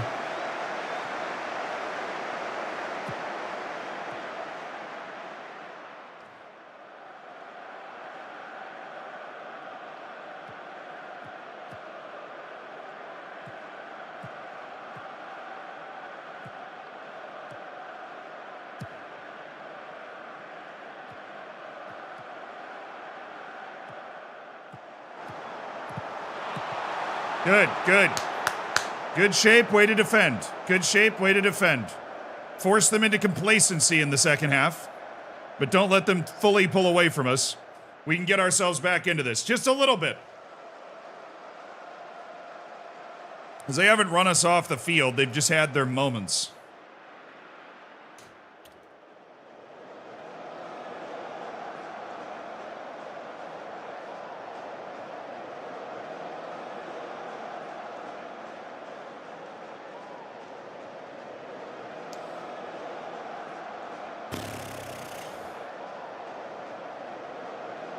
Oh, yeah, you can't play over here. Well, that's fun.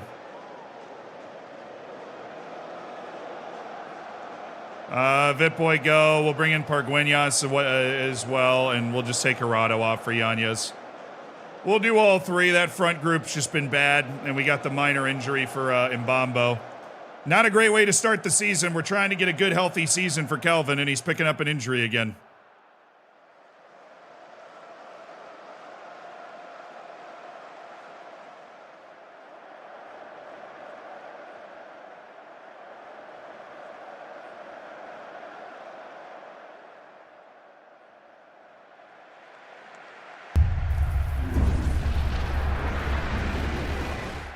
Hi Zed, hope you Nothing. are having a good day today.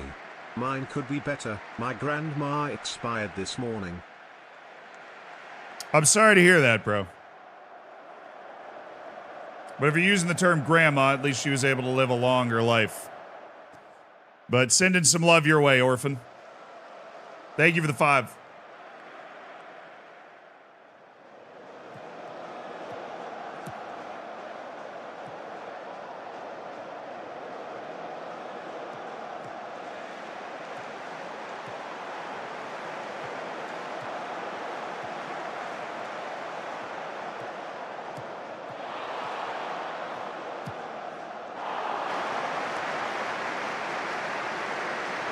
Very tepid, very lukewarm performance from the guys here.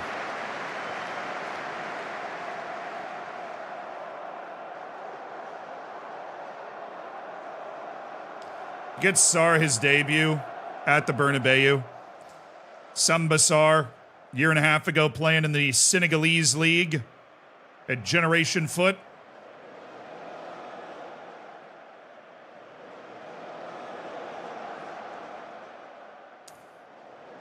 Damn, man. That was just, we did nothing in that game. We did nothing. They squeezed the life out of us the same way we like to squeeze the life out of other teams. We didn't get completely blown away. We just were never able to get onto the front. Yanez got hurt too. We're so back, dude. Yanez, 2 to 3 weeks. Mbambo, 3 to 6 days with a twisted knee.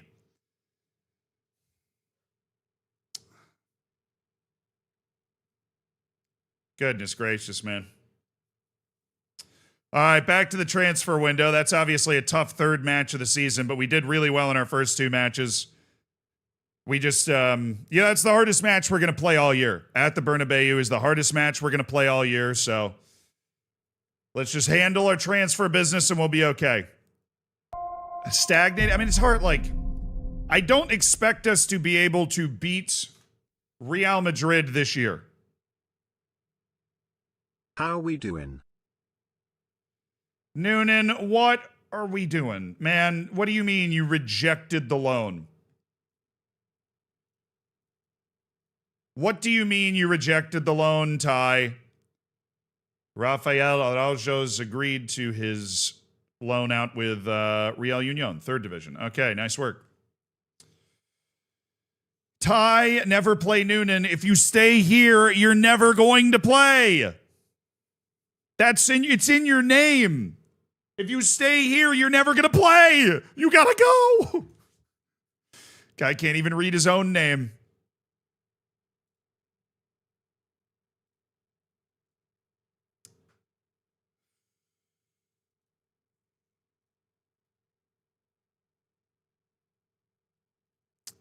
Dude, this is amazing. This Aguirre, I've never seen this. Where a player becomes fully eligible to get the nationality of a country and just doesn't get it. And when they used to not get it, they would say, oh, he's not going to get it because he doesn't see any point. And it would always be right, that there was like no point in him getting it. There is literally every point in Aguirre and Rojas getting the nationality and us being able to work with them off that. There is every single conceivable point into to them getting it. Henri, thank you for the 65 months. That's crazy, dude. I'm doing all right. Hashemi has not been sold. He is still at the club. Yeah, I know. I'm going to editor it once we get to the registration because it will have been over a month of them having the opportunity to get it. It might be because of the admin's paperwork being slow or the Spanish FA hearing your comments about them recently. Yeah, I think it's the second one. I think the Spanish FA is taking retribution out against me.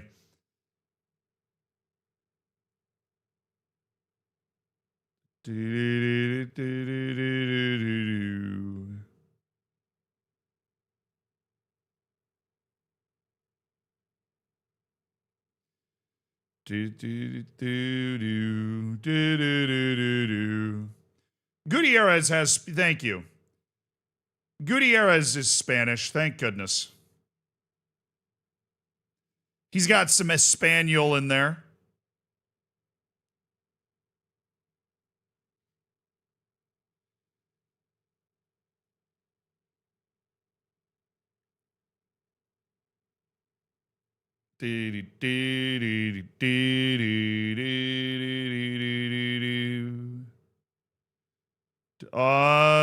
Mangani? Question mark? What are we doing? What are we doing? Why is everything going down? It's making me uncomfortable.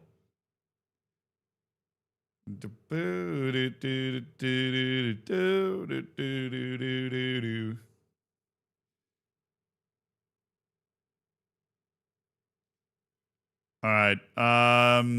Yeah, Yuri Urbanic's going to take a second, I think, to just get in stride with the team, but I really do like Yuri Urbanic. I think he's got a bright future with this team. All right, if Witvoy goes, then we're bringing in that other winger. Pargueñas has people interested in him. I don't think there's a lot of other sales that are going to happen, though. I'm not optimistic about the Majida Shimmy deal going through. I'm just not.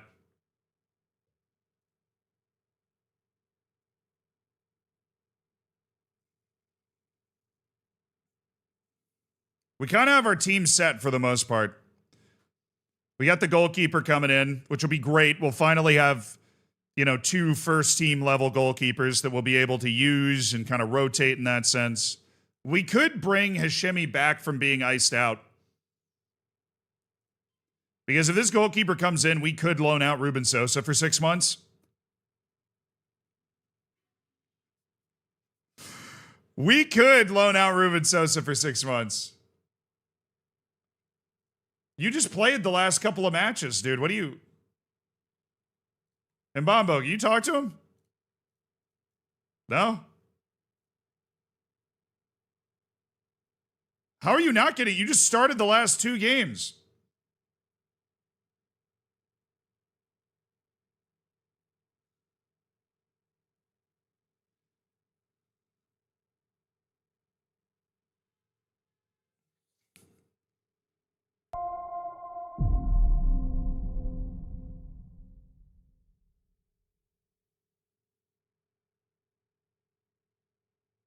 Eight seven eight seven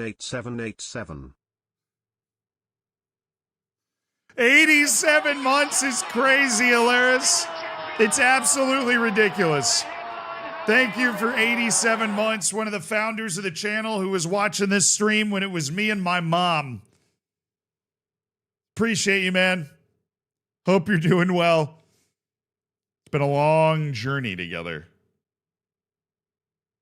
This is such a stupid situation, man. His playing time is... Dude, this is why he's upset. The game's just broken. The man has started the last 2 matches, and his playing time in the game, like in the system of the game, is classified as youngster. Not future prospect, not breakthrough prospect, not fringe player, not impact sub, youngster.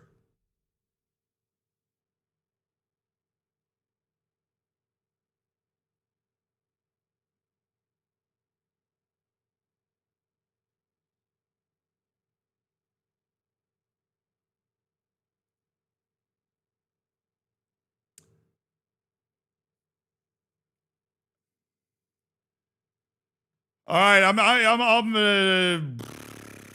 don't want to compromise. Can I compromise down to impact sub? Would he be okay with that? Oh, hold on. Very important news happening. Hello? Hello? Hello? Hi, what's up? Am I speaking to Rossi? Nope. Oh, my bad. Well, since you're on the call, man, you got any properties for sale? I'm looking to buy some at the moment. Does that ever actually work? What? Like, does that ever actually work? You just call a random person and you're like, hey, oh, it's not this person, but do you have like any properties? I'm like genuinely curious. I'm not like going at you. No, it actually works. I'm not gonna lie to you. Really? It Oh, does. that's I've acquired properties in that way, but yeah. all right. man, Well, I mean, I don't have any properties, but I'm glad that's That's interesting. Yeah. All right. Have a good one. Work here, man. Hey, you too, man. Bye-bye. Fair enough, dude. If it actually works. I mean, like, what if it actually works, dude? I guess. Hey, yeah. He was totally, yeah, no, he was, I tried to be friendly. He was friendly. That was totally normal exchange. That's that guy's job. Like, he acquires properties by calling random people. It works, I guess. Yeah, can I buy your land and your titles? Out of absolutely nowhere is pretty wild, but.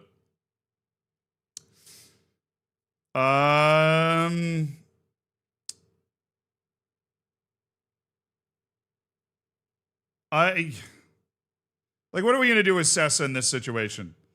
The game's obviously glitching out. I think we'll just take it on the chin anyways. I think your concerns are fair. Like, if he ever gets mad at me and it, like, stays glitched at Youngster, then I won't. Then obviously we'll, like, deal with that if we come to it. But I'll just give him a playing time promise. We'll just treat it like a normal interaction, even though we can tell it's just totally glitched. Ryu, thank you for the prime.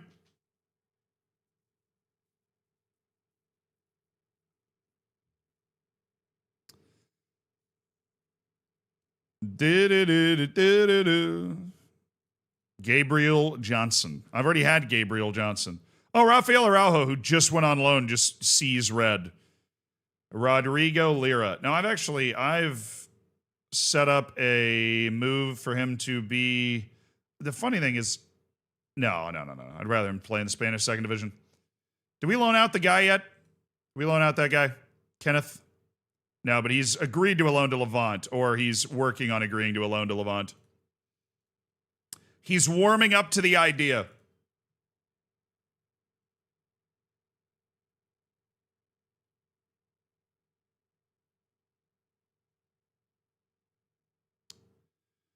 I think it's a uniquely Florida area code problem. Yeah, I mean, my phone does have a Florida area code, but is this deadline day?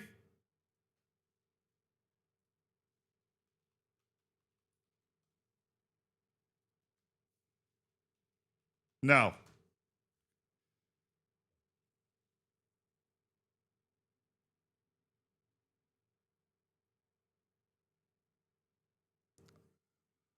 It seemed a little busy. It seemed a little busy is all. Seemed a little busy. I've fallen for that before. Andres Mitchell on the move, Macaulay Ward. David Fernandez has signed his deal. Maxi Guerra on the move. Carlos Gallego. My dad died last Willie month Lagern. when doctors couldn't figure out his blood type to save him. As he Reven. died, he kept insisting for us to be positive, but I don't know, it's hard without him.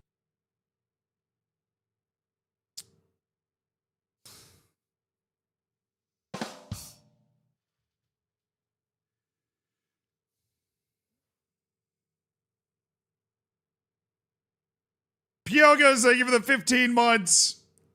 A minus. It's a good one. It's a good one. I have heard it before, but it's still definitely a good one. All right, we've got an offer from Ajman. I don't know who Ajman is, but if they have $300,000, they can have Alejandro for sure. He'd prefer Ajman. Well, then guess what? You're going to Ajman. Daniel Parrott signs his deal. Baumgartner signs his deal. He's going to Slavia Prague. No offers for Vitboy, Tsutsikas, or Bobby Markovsky.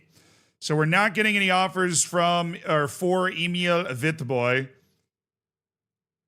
And so, yeah, we are not going to complete the signing of this other guy that we look like we might want to sign.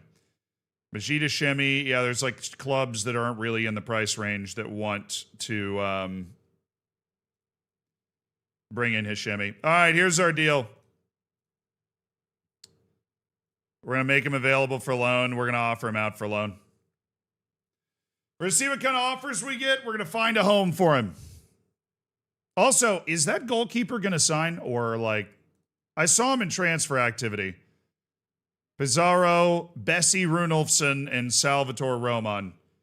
Unless we get some crazy offer late, I don't see it. Nacional from the Liga Portugal.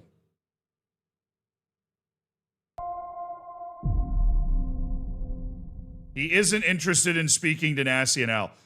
Who are you interested in speaking to, man? Please buy Raphael Z, folded hands emoji. Raphael AI, is he even still in this game? He is. He is. He last played for the Solomon Warriors after a couple of years of laying down great ratings in Australia with the Broadmeadow Magic and the Wollongong Wolves. Raphael Leai. Yeah, I mean, he's been out of contract for a year. I think we go ahead and give him a trial. You know, he looks like he's still got it. B-team legend right there. He looks like he's still got it. I wish John Geary would get better at all. He really doesn't. These Iranians are so high value. Where's the money in Iran to sign these guys and bring them back, you know? I wish Iran wasn't beefing with the rest of the Middle East, because then we could get, like, Saudi offers. Oh, yeah, no. This one does not work at all because Greven Rodriguez needs to stay in Spain for the next 6 months. He, like, needs to stay in Spain for the next 6 months.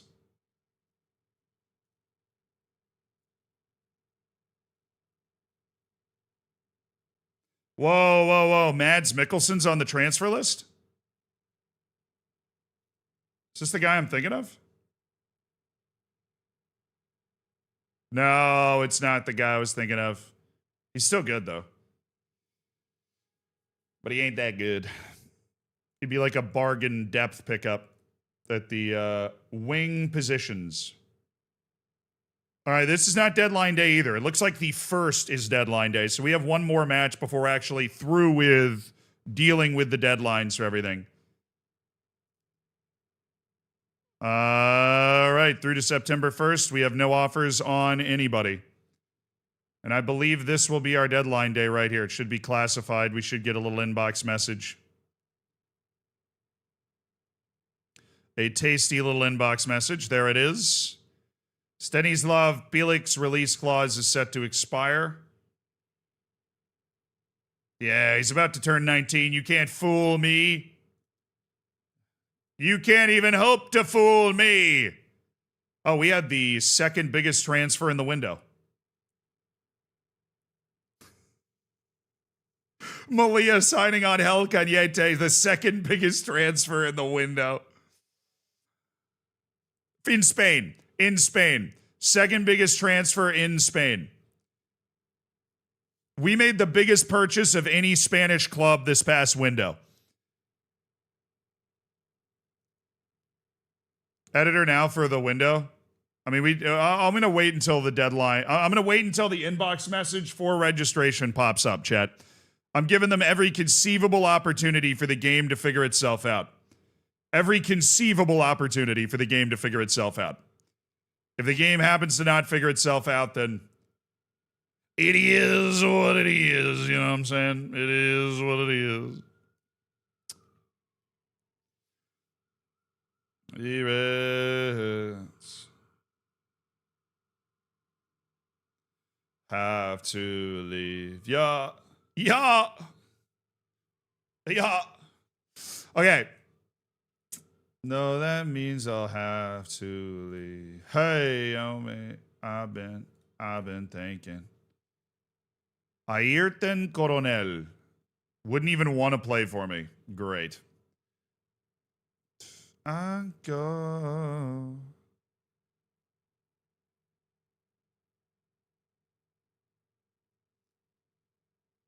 I go. That doesn't feel like 100. Oh, I'm on the maybe list. That's why. That's why I'm on the maybe list. No wonder it feels a little small.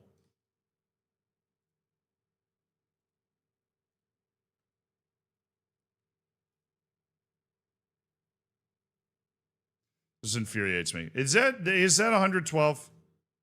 It's 90. I'm looking at 90 players right now. All right, add the Melilla players in. No way there's 22 Melilla players in this list. My God, there is. All right, let's handle that real quick. Where are the Melilla players?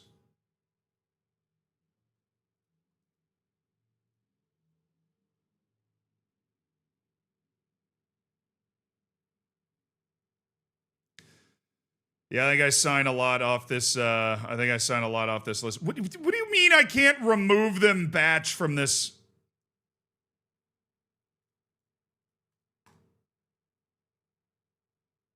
Because they're on my team. I can't remove them from the short list because they're on my team.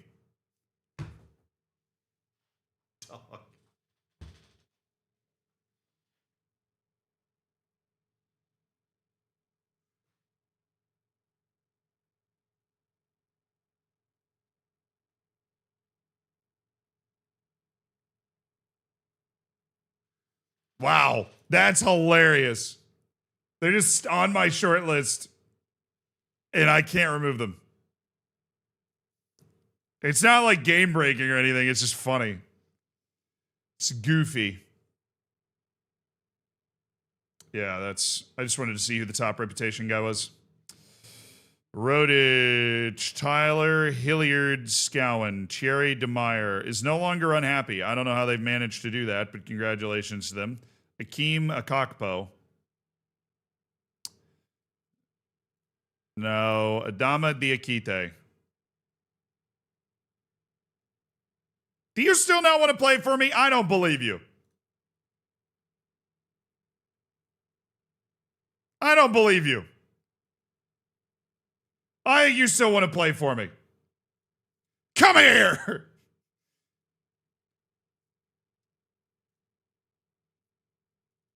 Let's not be hasty now.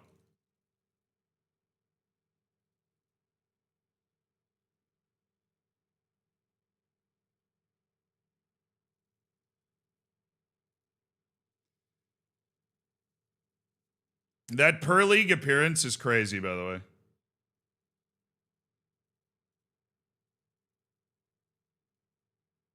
I think we hit it with this.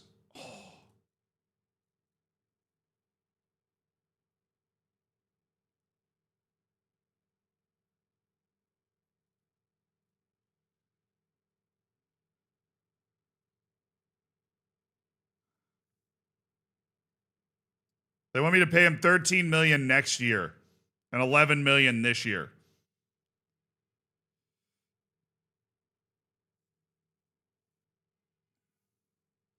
You better get back to me sooner rather than later.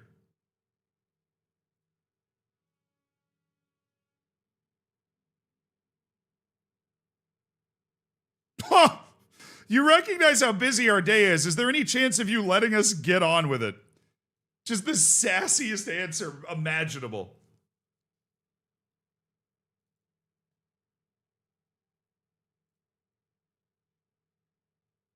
Due to close tonight.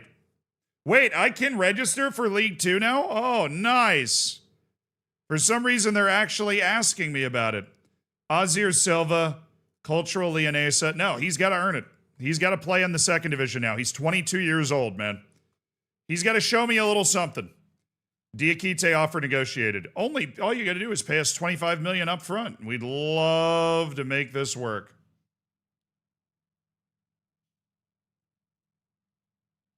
Unai Guerrero. Was that what they did? No, they just added a minimum league goals tally. I will pay you $11.5 million up front right now. Dude, you were joking. You're literally joking. There you go. I will pay you $26 million for this incredibly good player. You know what? I'm going to spread the installments out, and I'm going to pay you $15 million. It's 27 overall. Thank you. Let me talk to the guy. I don't believe you. I think he'd still want to play for me.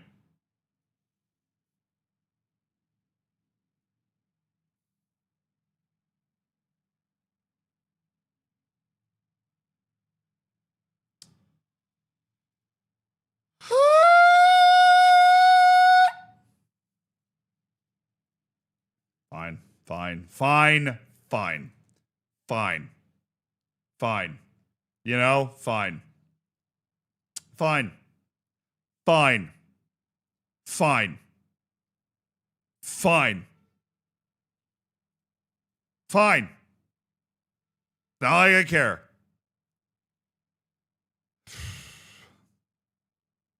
Definitely not Kriako. Could just go get Kukurea. Wait.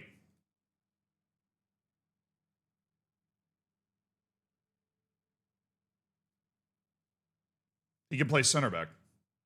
Why didn't I think of that? He can play center back.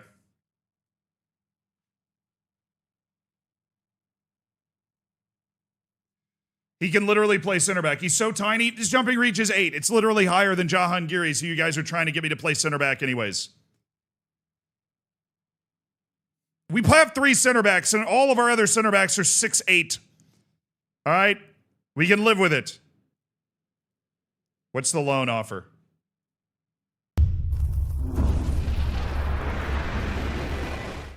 Why did the loan offer get worse? To be my wingman and boast about me while talking to a girl. I backfired horribly when he told her I'm the best sex he ever had. What happened?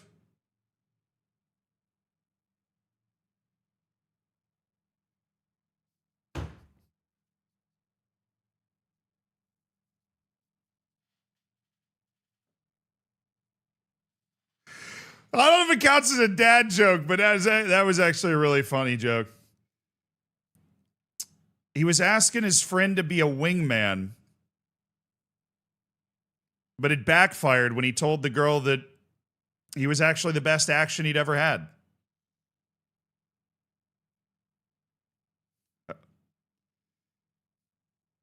The uncle jokes are so back, dude.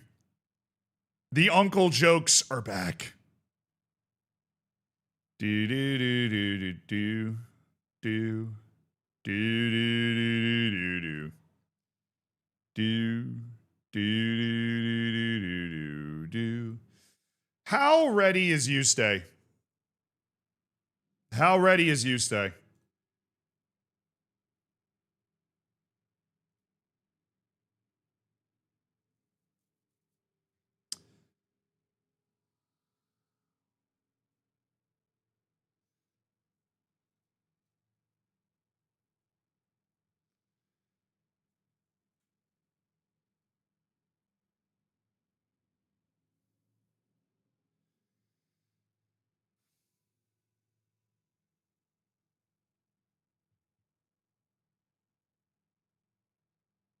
I think he still needs some time in the oven. Technically, he's ready.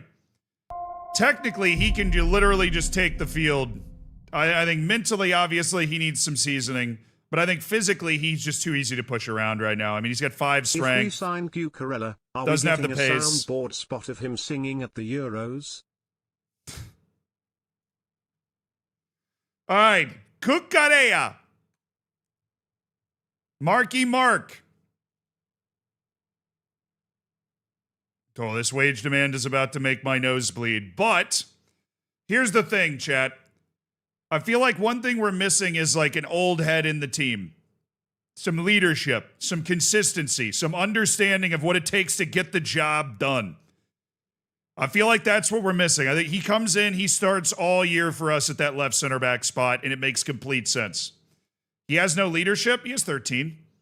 What I'm talking about more is there is a very real gravitational pull of like guys that have a lot of experience playing at the top level, right? Like you'll notice if you get a team of wonder kids together, even if they're not really improving at all, their ability to handle those situations, whether it's their consistency, their pressure rating. Yeah. But this guy, yeah, I mean, I think he fits our tactic perfectly as an overlapping center back off the left. He bumps Madu Murcia to the bench as a bench central defender. The real question is, how can we do this without making me feel like I want to die? How can we negotiate a contract for him without making me feel like I want to die? Oh, Mark! Mark, I thought you were asking for like 6. Mark! Let's go, Marky Mark! Oh, that's way better! 54 That's months so now. much better! That's 142,009,200 seconds, which is a long time. Great math to there. celebrate, can you give your next signing a $54 bonus on their contract? Yeah. I don't know if it's possible to do such such small amounts relative to this. Because the game literally just like auto translates it to the closest. It's broken that way. But I will give them, actually, I'll give it to them on the shutout bonus. Can I do that? Does that work? 801. Bruh! I don't know if there's anywhere where I can do it. Can I give him a goal bonus that's literally 54? Are you okay with a $55 goal bonus on Mark Cucurella in honor of your 54 months? I think that's the closest I can get it.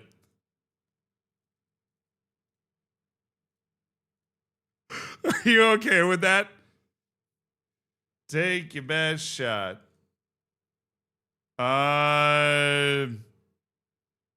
Mark Cucurella, I would like to remove and exclude that because I'm really happy with where your wage is at right now. $2.2 million, 2-year contract. He'll be 36 at the end of it, and no doubt have lost any pace that was left in those legs. Contract ends in 2034, so it's this year and next year that he'll be under contract for $2.2 million, then likely retire. I'm very okay with that. He wants 2 years? Yeah, I'm good with that. I was just making sure that he didn't want a third. Very hard to negotiate a 1-year contract, and I think that there's still some leadership to offer from Mark Cucurella after that first year, right? I think there is. Oh, yeah, we're going to be mentoring center backs with him, dog. We are going to be mentoring every center back on my team with him as well. Who is this? Blackburn? Bro, the problem is I think if he leaves...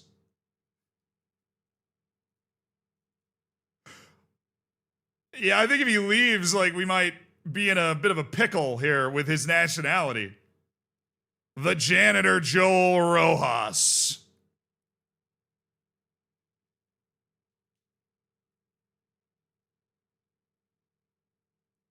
But I'm not afraid. Dude, I've signed a 41-year-old player before. I don't discriminate. If I think you can help my team, if I can find a good reason that you're going to help my team. All right, chat, I don't know how to do this. I think I want to explore loans for Joel Rojas.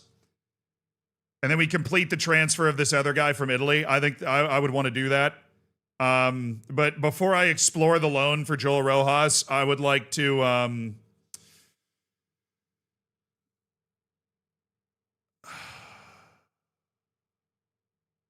yeah, but how do you edit it?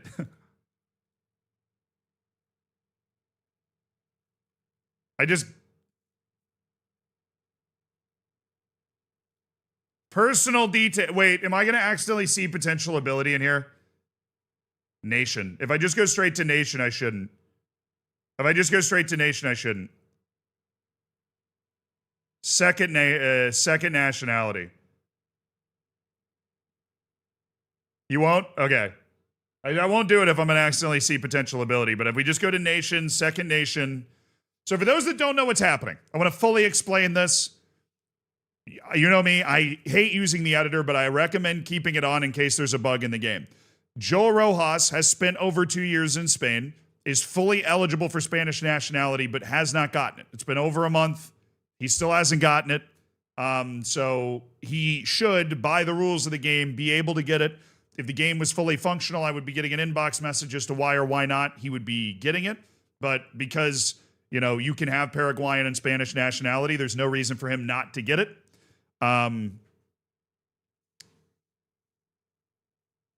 Wait until he sees that it's bugged. Wait, are you serious? Oh, God. Hold on. Saving.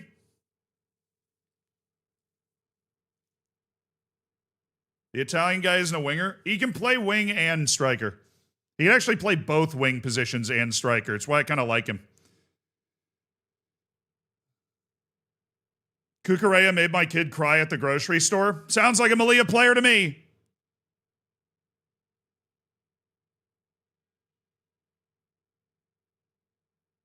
No, Paraguay's not one of those countries that forces you to keep nationality. I'm going to Google it. Can you have dual citizenship in Paraguay? Yes. Or we even Googled it to make double sure, but there's been a lot of Paraguayan players that have played in the Liga. I'd be surprised. No, I don't want to. The thing is, if I loan Rojas, I think he might lose the ability to get the nationality, and I want him to have it because we might use him at some point, depending on who gets sold or whatever. Trusting the AI overview. Sorry, multiplecitizenship.com. Only native-born Paraguayans may hold dual citizenship. Yeah, well, he was born in Paraguay, so La Bamba.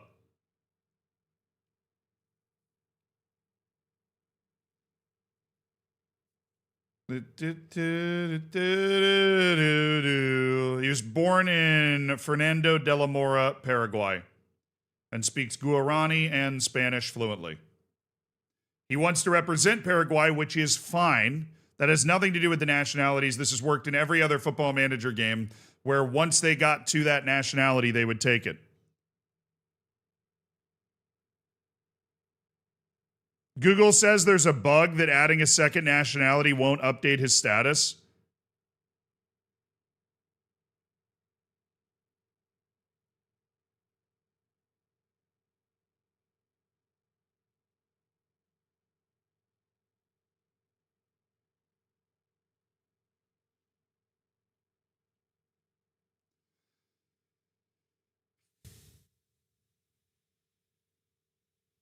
Try it. I mean, yeah, I'll try it. I just say if some players ask for the second nationality, some don't. In these instances where it affects registration, in my Football Manager experience, which is significant, they always get it.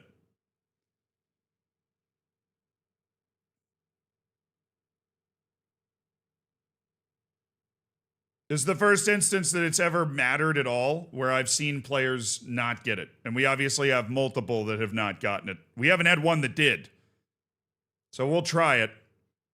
So I go personal details, I go nation, I go second nation, I add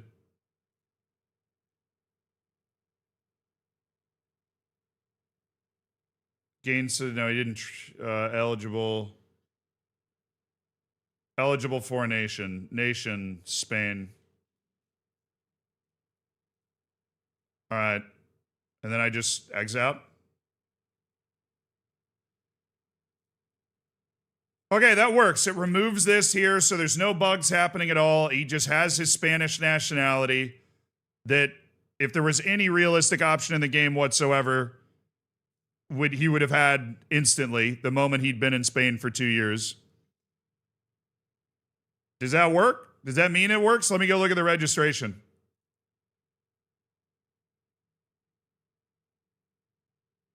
Oh, yeah, it worked. It worked. Oh, thank goodness. We've waited 2 long years, and now we're just going to loan him out anyways. Is Blackburn Prem? That would have been pretty sick.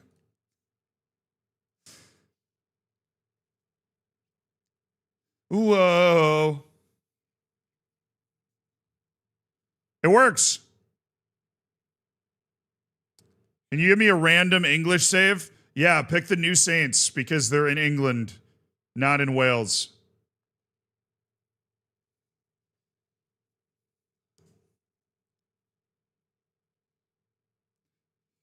Didn't De Leon and Melilla not have Spanish nationality? Yeah.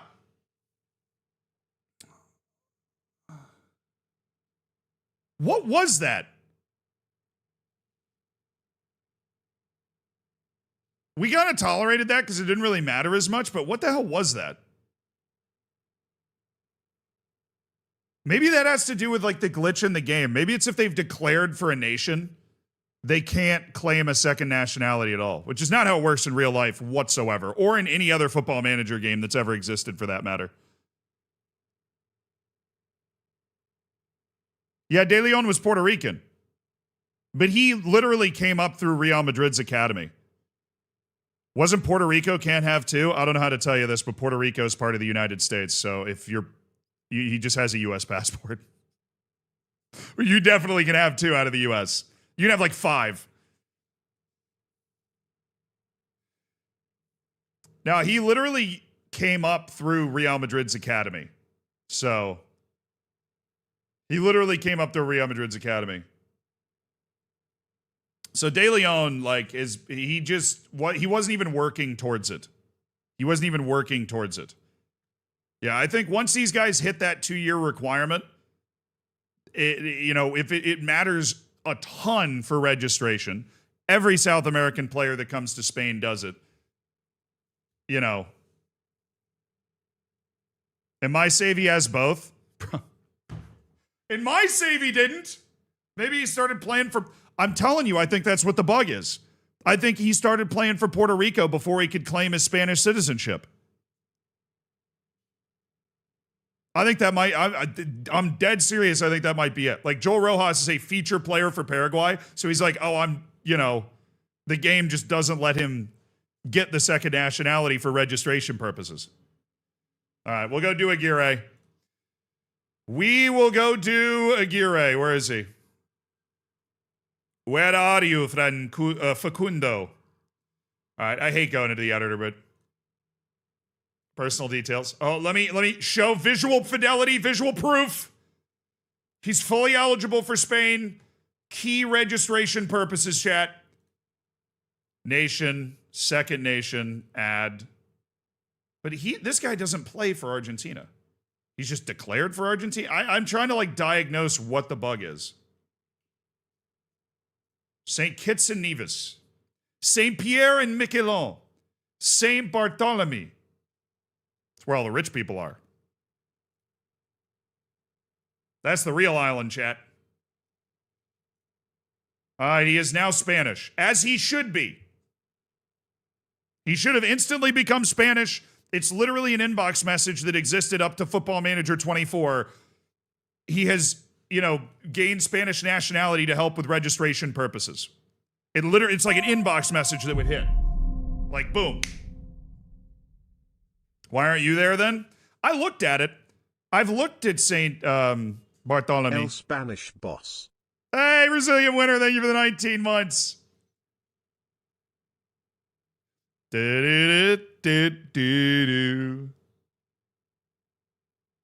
I was in Saint Martin for New Year's. I do that family New Year's trip every year because my family's from Florida. We just take one of those 30-minute flights to the Caribbean and go somewhere. We were in Saint Martin and we were standing on top of a mountain in Saint Martin, and all of those islands are all right next to each other. And if you stand on top of the mountain at Saint Martin, you can see all the yachts at Saint Bartholomew. St. Bart's. The yachts are just, Bezos and all those people. And he's just watching on his phone as all of the Prime subs come in.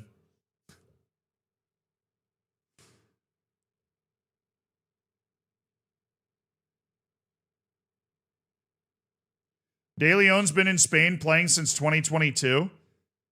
Think he just doesn't want or care for Spanish citizenship? Well, I mean, if he's Puerto Rican... hold on. Now I'm just really curious. I want to learn something today. I thought Jeremy De Leon was because I have known who he is for a few years. I thought he was a academy product of Real Madrid. So he only... Oh, no, this dude, he's been at age 9, he started playing with Sevilla's youth team or something.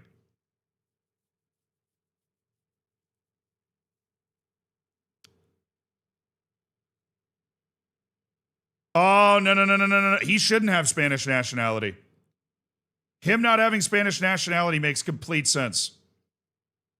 He was spotted by the International Development Academy based in Valencia, and he and his family moved to Spain to join the club in 2020. He's only been in Spain for 4 or 5 years.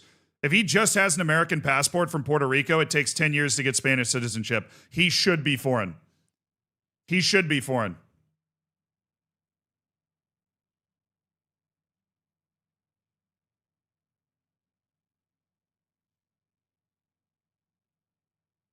He's the second cousin of Arturo Vidal. What?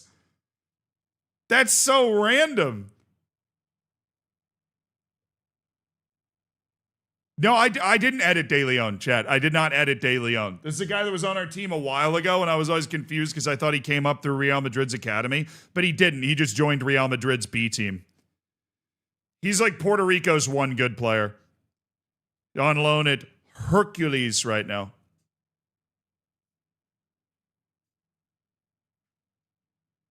Yeah, no, I honestly thought until this moment that Jeremy De Leon was born in Spain and had a Puerto Rico tie, and that's how he ended up playing for Puerto Rico. I did not know he was born and raised in Puerto Rico. That makes it so much cooler. So he was born and raised in Puerto Rico and then moved over to Spain. He has a U.S. passport. It takes 10 years to get Spanish citizenship, which means he shouldn't have it. That was correct in the game. Facundo Aguirre and Joel Rojas, on the other hand, should have that citizenship, and so now they do.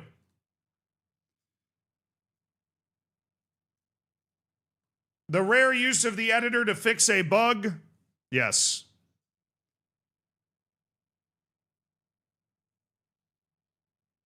Wait, Puerto Rico only needs 2? Is it like a special rule for like the territory of Puerto Rico? If so, good on Spain. I mean, Puerto Rico was obviously a part of Spain for a long time.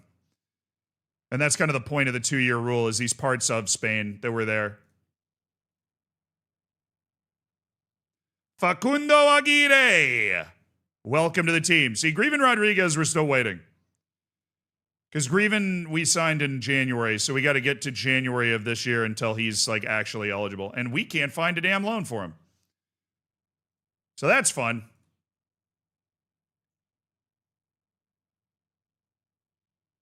Spain wants its colony back. Now the whole point of the 2-year rule is basically like all former Spanish colonies, and then also Brazil is included in that for some reason, which obviously wasn't a former Spanish colony. Shout out to the Treaty of Tordesillas.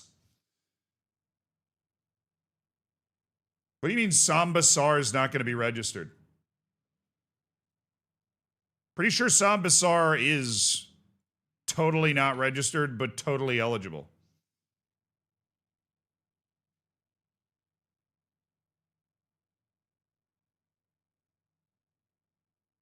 I just had this guy on the bench in the last match. How?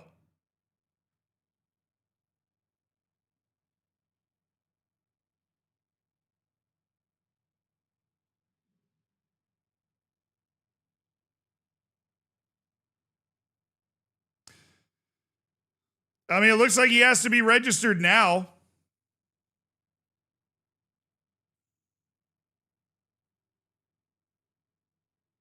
He was registered for the B team, I guess. But now he's like unregistered from the B team.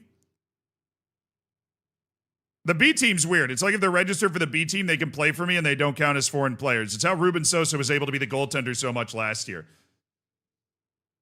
And they're like, well, how is that guy able to play so much? And it's like, well, that's why. He's a part of the B team. You don't understand.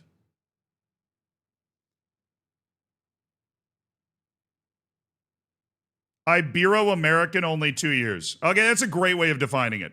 If you're Ibero-American, only 2 years. When did Sar sign his contract? No, I mean, we can give him a new contract. My issue with this would be he might not take his new contract in time. Sambassar might not take his new contract in time.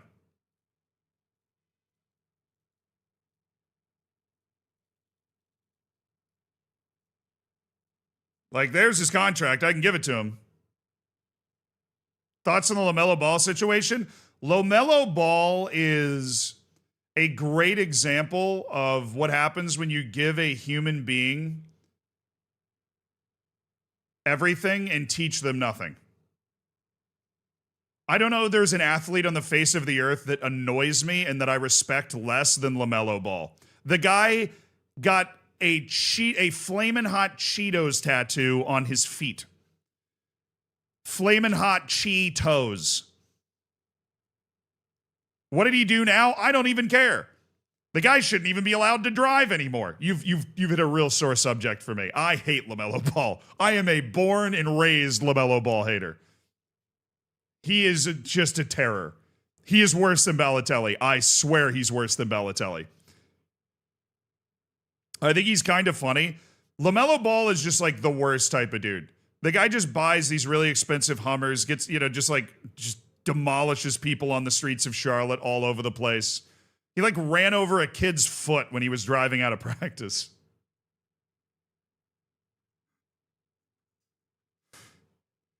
Yeah, he's just like, I hate LaMelo Ball, man. He drives me crazy.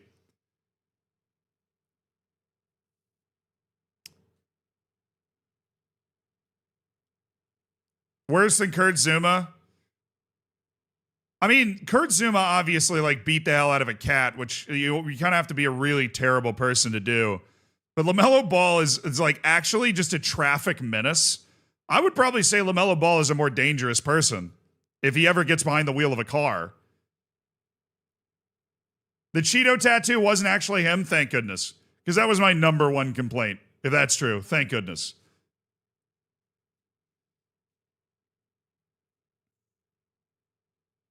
Yeah, the LaMelo Ball. Look, I didn't watch the games last night in the NBA. The playoffs just started. Yeah. He's more Wesley Fofana. Yeah, but like LaMelo Ball's traffic incidents are stupider. And LaMelo Ball is the youngest son of this unbelievably insufferable family. The Ball family, where like all three Ball brothers made the league. One of them, LiAngelo, made the league because his last name was Ball. LaMelo objectively is a good basketball player, but I would literally bet everything I've ever made and everything I ever will make and the lives of everybody I know that LaMelo Ball will never actually win an NBA championship because the guy plays like a 10-year-old playing NBA 2K. He plays the sport of basketball like a 10-year-old playing 2K on easy. And it is just a certain point that you just can't win basketball that way. It's the James Harden problem. It's the Trae Young problem.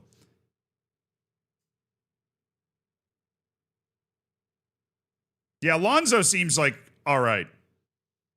Lonzo seems a little better adjusted, but the dude, LaMelo is a disaster. He's so insufferable. Down to the way he shoots the ball. His shooting form is just, I hate it. I don't even care if it goes in. It's so ugly.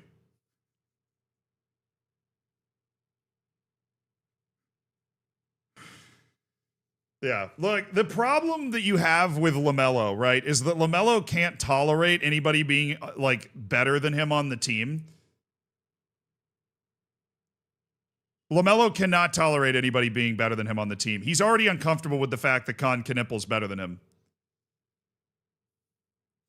He's already uncomfortable with it.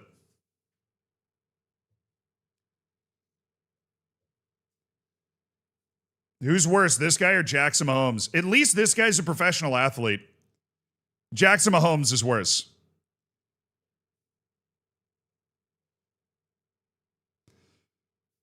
See, the thing, like, I can hate on LaMelo Ball all I want, but the dude is a good scorer in the NBA. That is hard to do. He has accomplished something in his life. Jackson Mahomes, on the other hand,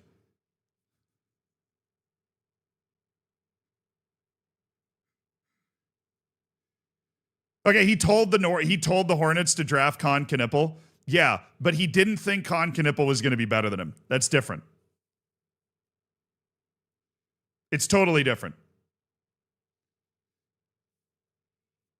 What about Bronny James? I don't know. The Bronny James situation makes logical sense. Like, you want to try and keep LeBron happy no matter what. It's worth a roster spot to keep LeBron happy.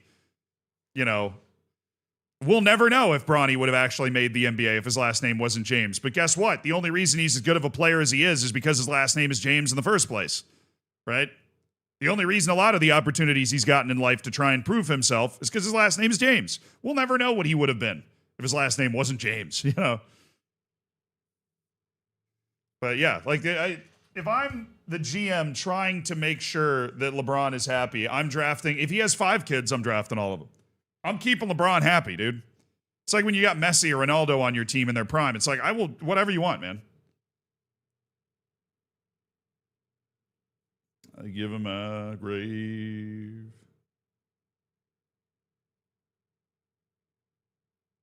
LaMelo is a headache and an idiot, but he's a winning basketball. I just don't think he is.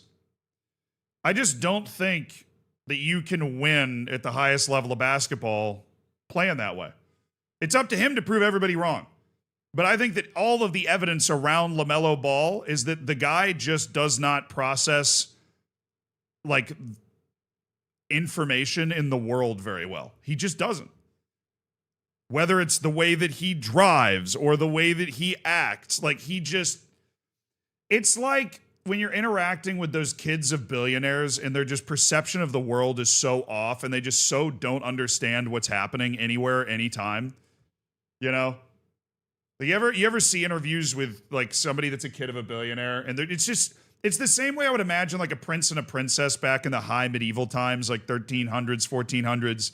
The same way they would have been detached from reality, like let them eat cake vibe. He just feels very let them eat cake, like, there's no idea what's going on. Is he better than Lonzo?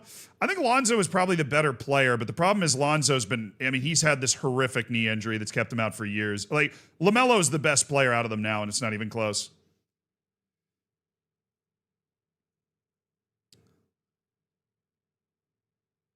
Do I like cookies? Love cookies. Cookies are great.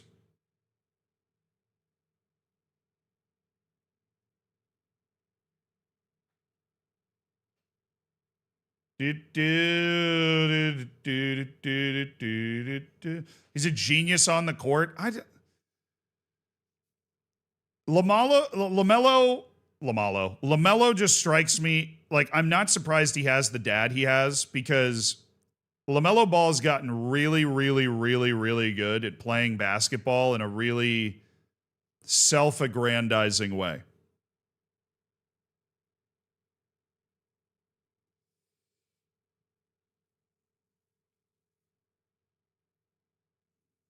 You know, but his dad was always sitting over in the corner like, you got it, son. These other boys suck. Shoot it 100 times. Yeah, pull up from there. Yeah, you pulling up from there is better than... And then he got really good at doing all that sort of stuff, but... Yeah, I don't know. All right, what transfer offer was I reviewing? The Joel Rojas loan. I think we were offering him out for a loan to other people. But I have to handle this today, so I'm going to reject that. And maybe we'll move him, maybe we won't. All right, sweet. Runolfsson is joining the B team. This is a good deal for us. Dude, it's glitched, doesn't it?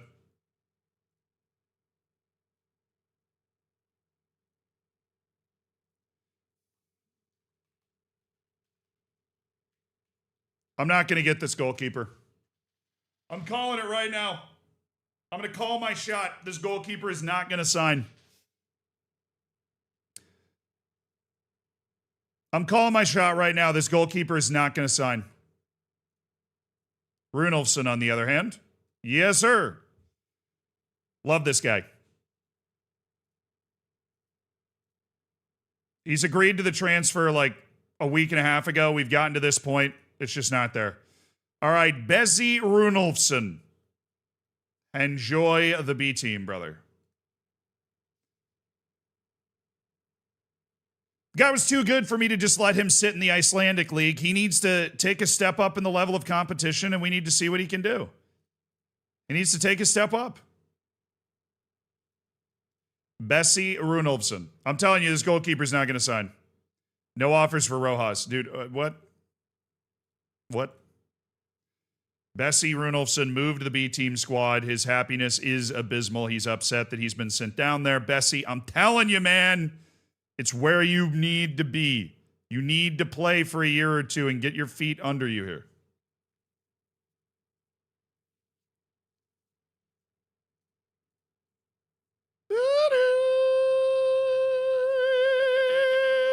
Let's dance.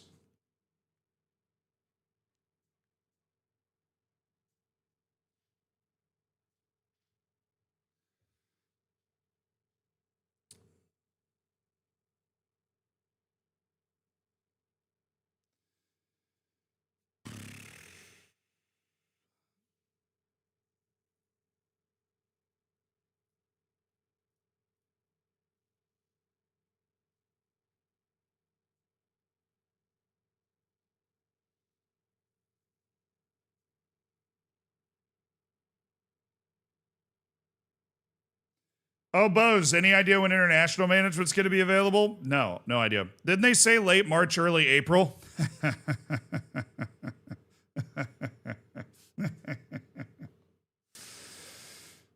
Yeah.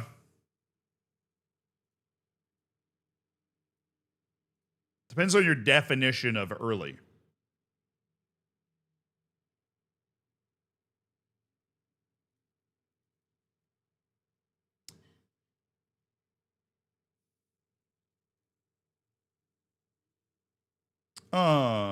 Do do do do do do do do. Let's dance. Do do do do. Dude, how did that come back so quickly? And yet I'd offer Hashimi out for loan, and we haven't gotten a single offer for Hashimi with that loan offer out. Like, how does that make any sense? There's 16 clubs that want him. Are any of them actually going to offer? Is it just going to be like one of those? It just did. Dude, the deadline day is just terrible. This experience is just so bad relative to what it used to be. We persevere. You just find the way to deal with it. You find the way to approach it correctly. I've been linked with John Martin throughout the transfer window. Brother, I don't know who that is. I'm not going to tell you that, but I have no idea who he is. He doesn't look bad. Hey, Union Berlin have offered a loan for Rojas. That's all right. I just would like to upgrade the playing time, please. Thank you. That's my expectation, that Rojas will be a regular starter at Union Berlin this year. We just don't have the spots in the roster for him right now. They're accepting loan offers for Nestori Irankunda.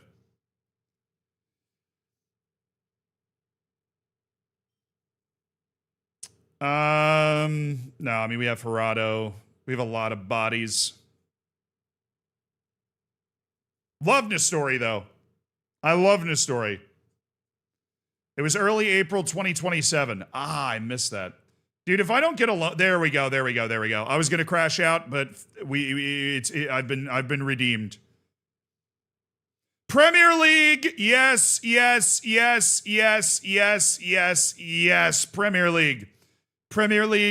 League, yes. Yes, I want Premier League teams to see this man play. I want them to see Majid Hashimi play. Absolutely. Also, shout out to Stoke for being in the Prem. Majid Hashimi coming in. We got him under contract for a long time. I think him going to the Prem for a year, showing off for those Premier League clubs, we get a ton of money for him after that.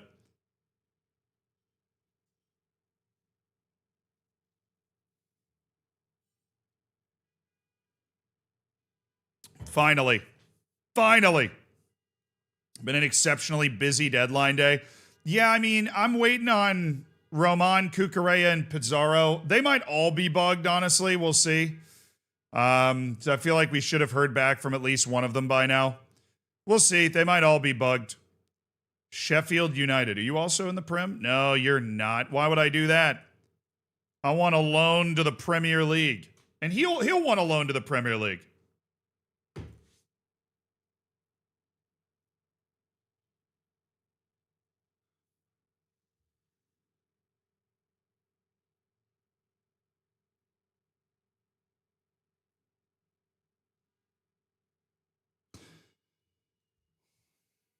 Oh, they were able to get the paperwork done on this other one.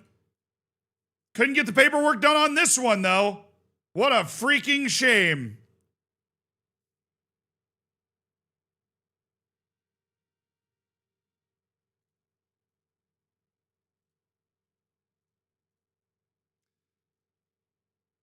Steven Rodriguez, you are going to train with the B team, even though I do not believe you are going to be registered for the B team. Tough life.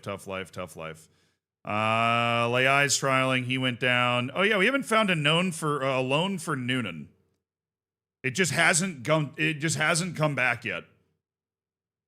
Why? Why has it not come back yet?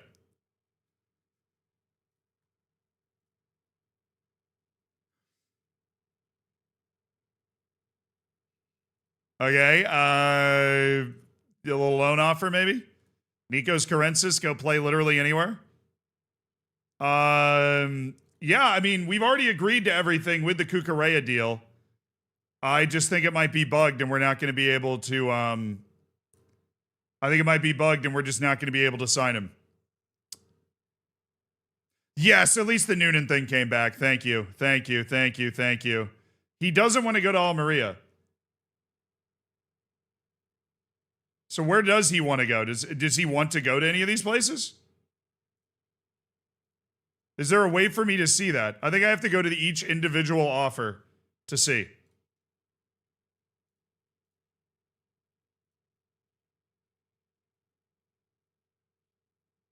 Either Mines or remaining at the club. Well, did Mines offer a loan?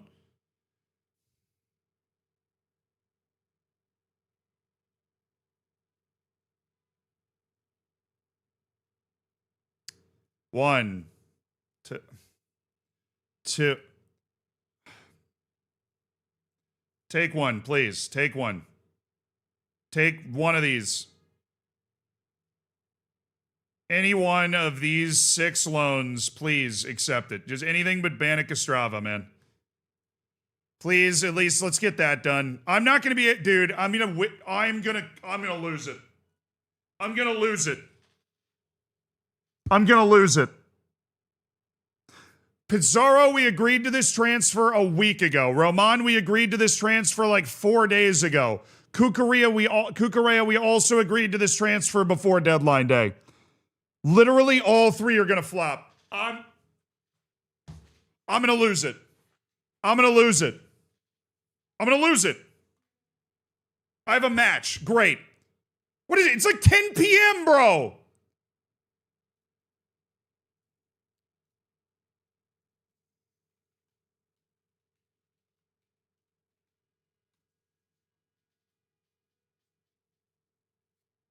I'm gonna lose it.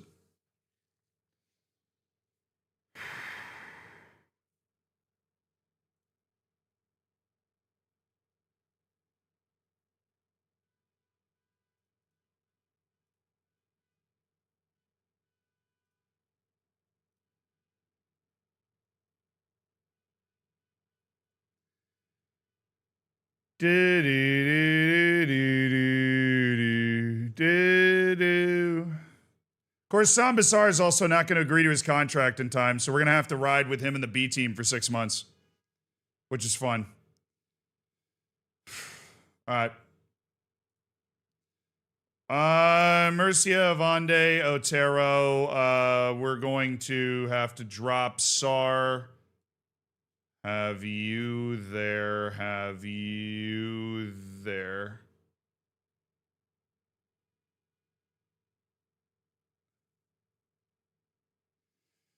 All right, boys, we're playing Real Betis. This is not an easy game. We have Sosa, Evande, Otero, Murcia all ready to go. Van Roy, yeah, Mbambo's not playing today. Mbambo is not playing today fully. We're not even going to bring him off the bench. Our left wing is going to be Emil Vitboy, who's going to run as a playmaking winger, and then Ruben Gerardo is going to be on the other side, and Yuri Ivanek is going to run at that striker position. Sessa continues to get his starts. He's the only member of our lineup right now with a goal this season. Pargueñas has 2, Mbambo has 1, Yanez has 1. Yanez, of course, also trying to work his way back from an injury. Mbambo's in a better spot than Yanez is. We'll at least bring Mbambo onto the bench. Yanez has a lot more work to do to get back from his injury. Forgot about that one. Okay. Gutierrez, Rubio, John Geary, Fjartoft. Yeah. I like this team. Please tell me we can win this.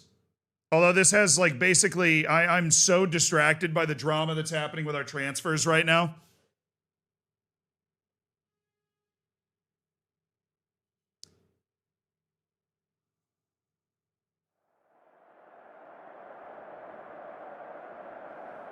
Yeah, our registration deadline has not hit yet, chat. We will move Sar down to the B team, I promise.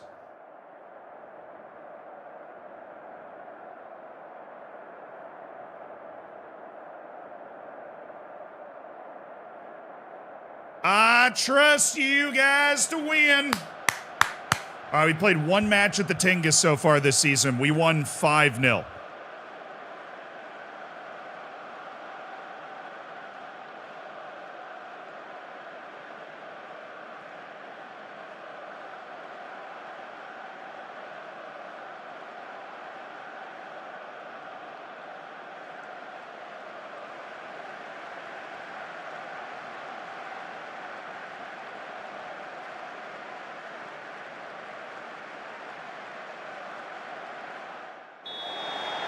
Let's go, boys. Here we go. A lot of off-the-field drama going on right now. A lot of off-the-field drama going on right now. A lot of off-the-field shenanigans and stupidity. But we lock in and we get our results on the field. We lock in and we get our results on the field. Gerardo. Ruben. Ivande. Gerardo.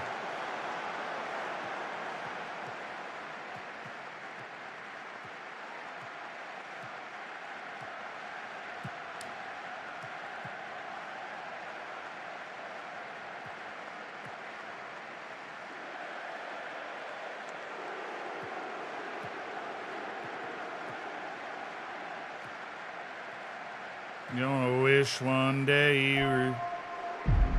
Oh, come on, Urbanic. That's ours. Attaboy, Cagnette, come on. Cagnette. Cagnette. Whoa, Cagnette. Cagnette. Oh, he's off. Oh, good finish!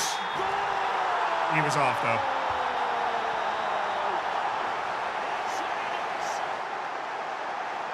Rusty, thank you for the 16 months.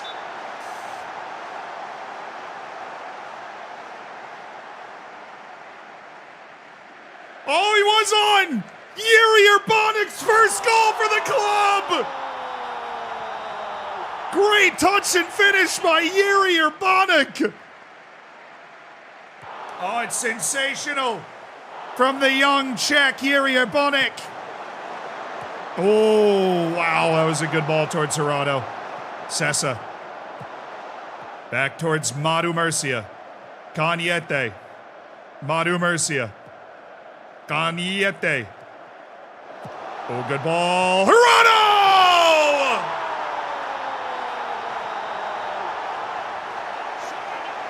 Ruben Gerardo!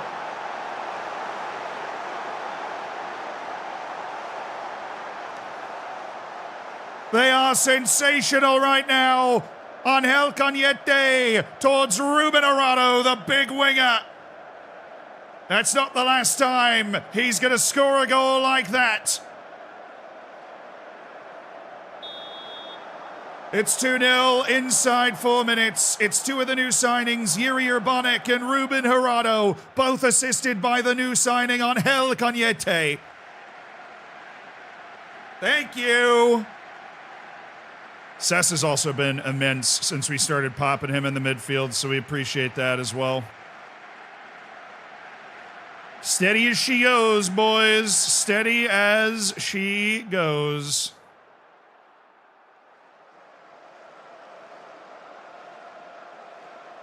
Yeah, that was a hell of a start.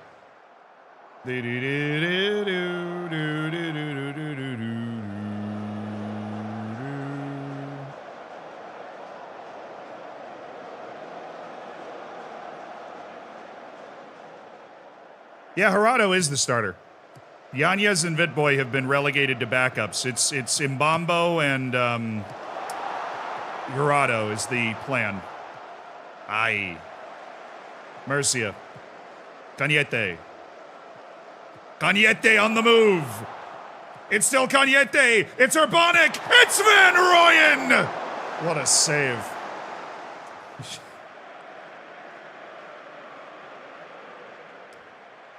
Cagnette might be worth the money. Hey, no adaptability issues because he's also Spanish. German international. He's just so freaking good. The thing about Cagnette, there's no holes in his game. He's not world-class technically, but he's world-class physically and mentally. And he has no holes in his technical game either. He's just a beautiful player. And he has a lot of room to improve. You want to think of something scary? It says he's got a lot of room to improve. He's 21. And, you know, now he's got room to grow. Him and Bongani Van Rooyen, who's still just 19. Who's had a bit of a dip this year, but... Yeah, their tactic specifically is just horrific against ours. We're just, like, wing play, compact defense that's able to account for their numbers and then dominate and stretch them out, like, defensively. It is a perfect tactical matchup for us that we have exploited wonderfully so far. All right, I got to change my set pieces. This is something I want to do, or I was going to do once my team was set, but I got to change my set pieces. Vidboy. Vidboy, Tsudai. Urbanic!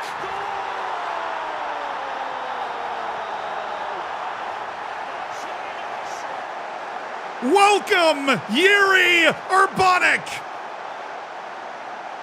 That was a well-worked set piece. Maybe we don't need to change it. Madu Murcia getting the assist. Oh, it was a lovely little disguised pass back to him.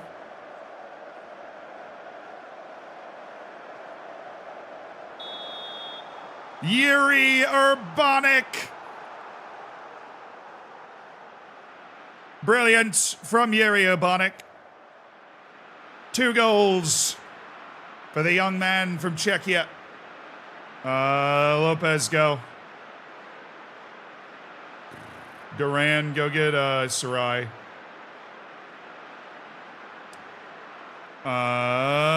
Jahangiri, go get Ivan. Actually, no. We're going to give Aguirre his debut. Go get Avande. Facundo Aguirre makes his debut. Okay, Gerardo should not be the guy taking. That's another thing we're going to work on. We just don't have a lot of good dead ball strikers. We don't have good free kick takers. We don't have good penalty takers. We don't have good corner takers. Bongani, Gerardo, Duran. Ooh. Oh, Urbanic! What a save!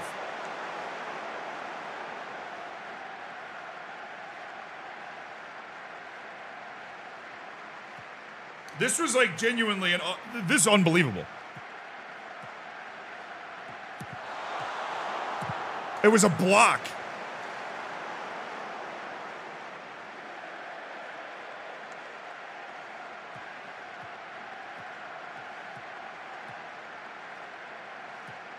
It was a block.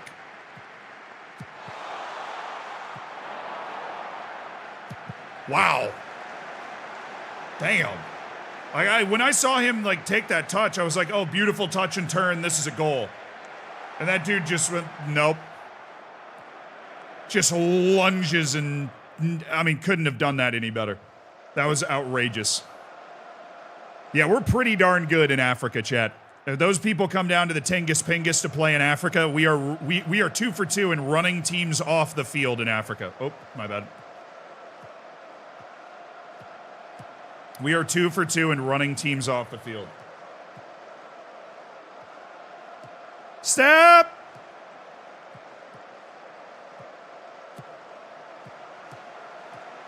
No, freaking. We're good. We're good. Okay, he's tired. We got a couple tired guys. Bongani. Tiartoft, go. Sessa's looking a little tired. Gerardo's looking a little tired. They need to stretch the legs out. Cañete, on the other hand, somebody that we would want to get off. We'll put Jaime Gutierrez in. Our Youth Academy 18-year-old, who I believe is making maybe his second appearance. It might be his first appearance. We've had him on the bench before. I don't know if we've ever brought him in. Jaime Gutierrez. Top 50 wonder kids in the world at one point. Not this past year, but the year before when he was 17 for some reason. We believe he has a very bright future. Should be Simbasar, but I think Simbasar is going to be playing in our B team until we get his contract situation sorted out. I just got confused, and it was my bad, about him being eligible to play in the first team. That was a great win, chat. That was a great win!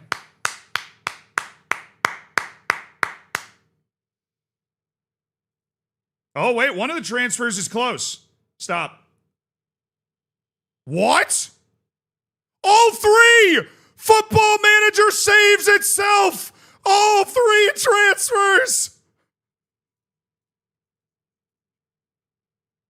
with 15 minutes to spare. All three. We got all three. It's a Christmas miracle. Unbelievable. I was ready to go absolutely nuclear.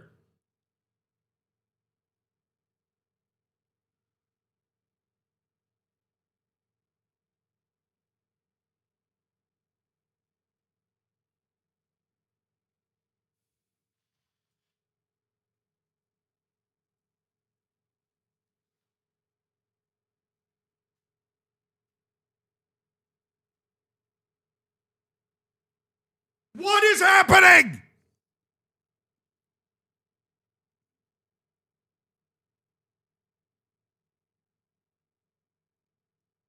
What is happening?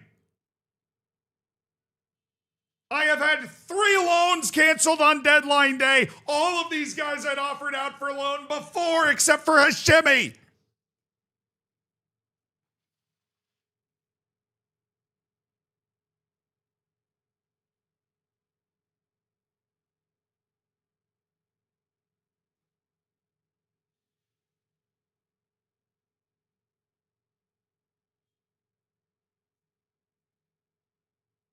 The risks of deadline day? No, it's stupid.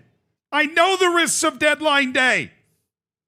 The way the offering out, the way everything around deadline day works at FM26 is stupid. It makes no sense.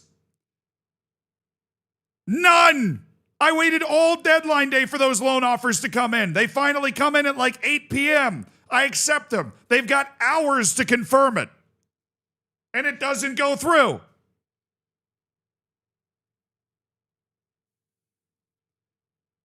I've had this transfer agreed since a week ago, and it just came through at 10:36 on deadline day evening. I'm saving. Hold on.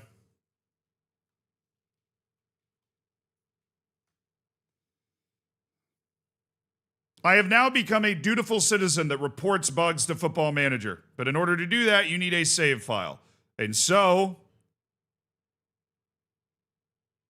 I will do that. Okay. Cucurella.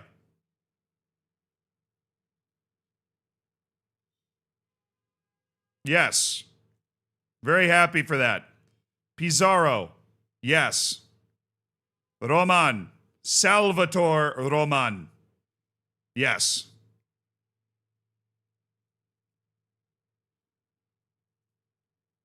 Please tell me they all get confirmed. There's 15 minutes left. Another reason I wanted to create a save point.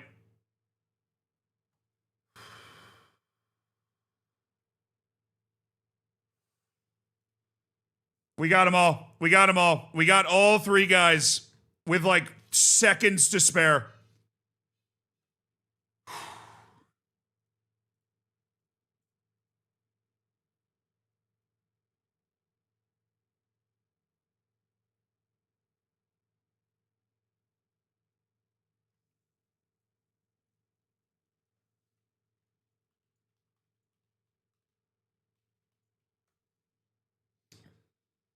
This is like a bunch of loan offers that happened a long time ago that I'm now getting a message that they all have been canceled. These are like old loan offers. So I'm just naming that one, what even is this inbox message? They're just, I don't even know what they are.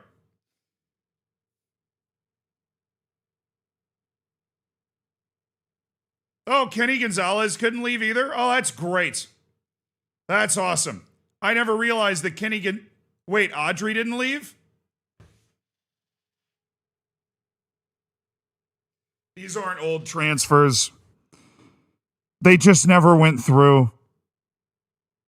Bro, we accepted these Audrey loans like a month ago.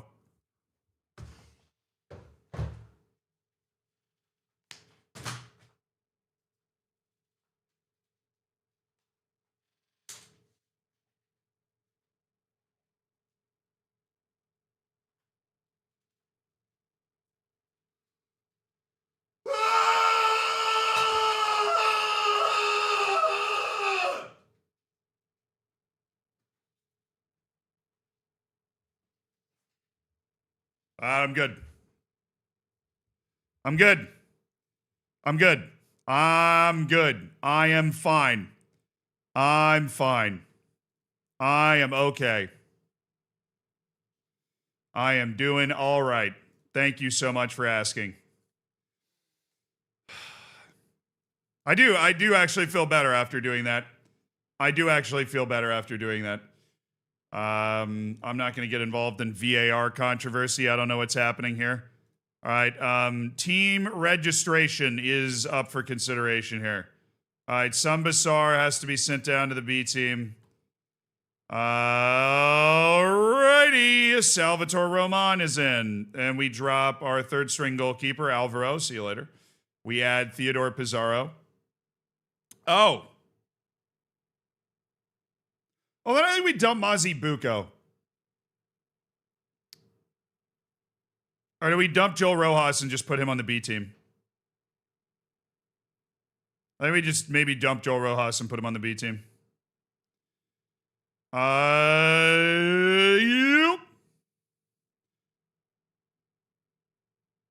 Oh my God.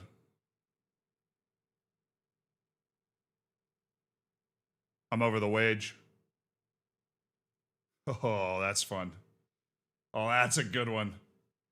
This has nothing to do. We've been raging at the game, but this has everything to do with me being able to fit this inside the wage right now.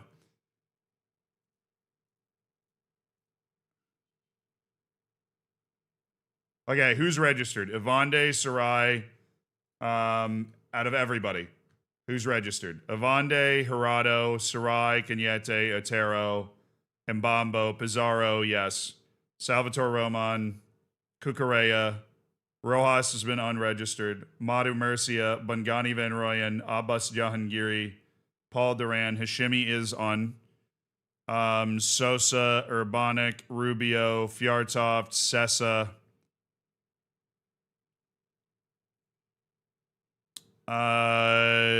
Aguirre, Vipoy, Yanez, Lopez, Pargueñas.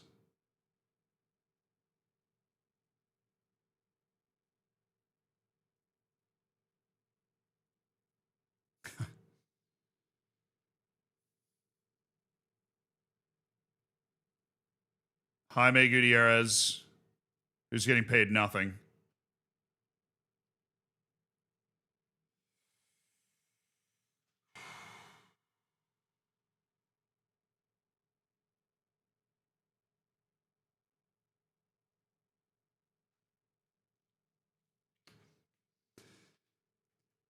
I mean, come on, Barcelona is able to pull the levers. Where are my levers? When I first came into the league, my salary max was $42 million. I don't understand why it's gone down. The first time we've even been near it, it's because it's gone down every year. Yeah, the 3 transfers went through, the loans didn't, so we're stuck with a few more players than we wanted because the loans didn't go through. But we are up against our wage requirement.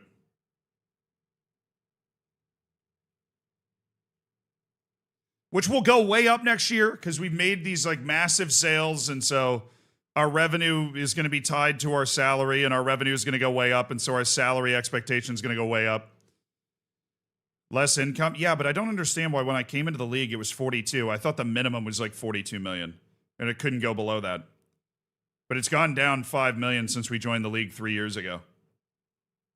Maybe it just starts you out at that year one, or more importantly, it might just be a bug. Because the problem with there being so many bugs in the game is that you then have to assume that everything, quite possibly is a bug. God, now one of these guys is U19. Not one of these guys is U19.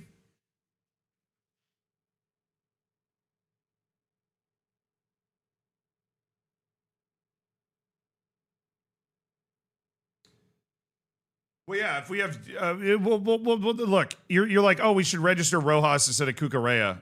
No, Cucurella is a guy that we've signed that's going to be a starter in every game. Rojas is fine playing in the B team. He's been there before. The dude's literally a janitor. He is fine playing in the B team, chat. Now, this, however, I am not complaining about this at all. I want to be clear about that. This is a very real, normal issue to have in squad building that I clearly wasn't thinking about with all three of those transfers.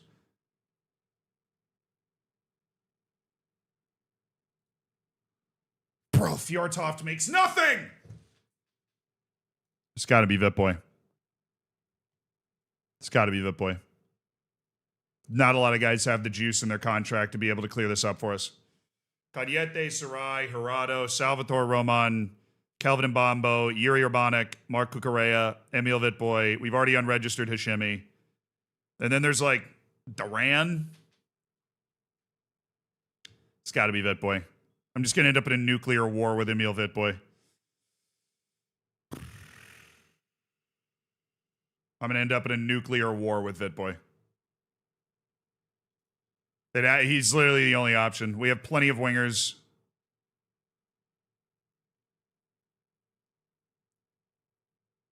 The moment I do that, it's irredeemable. We're never going to be able to use Emil Vitboy again.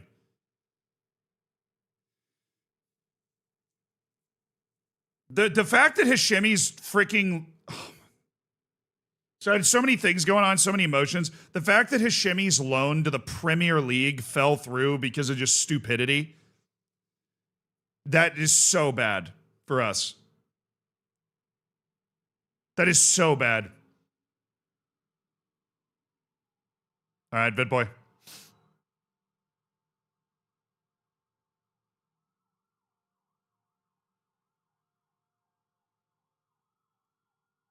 For multiple reasons.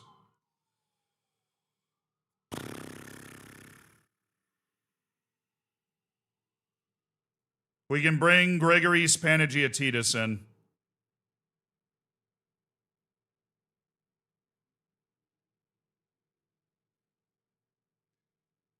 I think we'll do that. We'll include Gregory Panagiotidis in the first team. He fits in the registration. Should have sold Vitboy.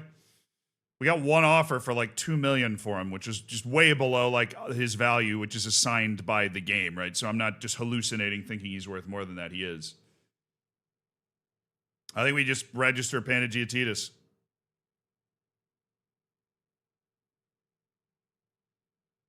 No, we've had a disaster with the loans. The loans just broke for us this time. We weren't able to complete a loan for anybody anywhere. We had a disaster with the deadline day loans. They were a complete nightmare. From Hashimi to Rojas to Noonan to Audrey, who's a promising young player whose loan was accepted like a month ago and just never went through. All right, that's our team. Not exactly what I expected it to be. And not, I'm going to say not a fully successful transfer window, but I urge patience. I urge patience. Oh.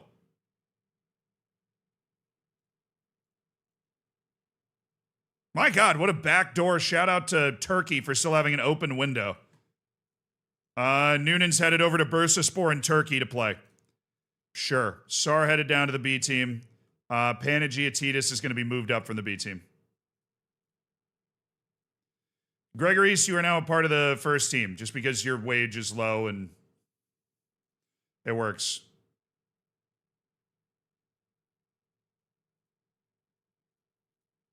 All right, so we actually got a loan out for Noonan. What about his shimmy?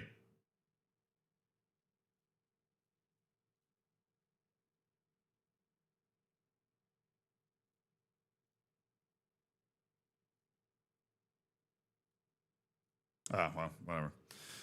All right, Alvaro, you're hanging out here. Theodore Pizarro is on the bench as the other goalkeeper. Mark Cucurella is here. Let's go.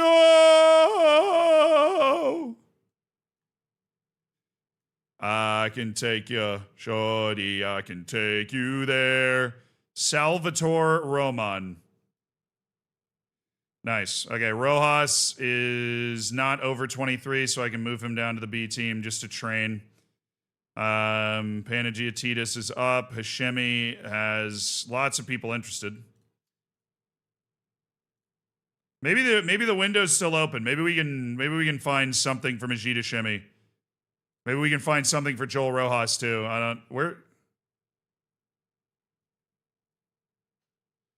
The transfer section is gone.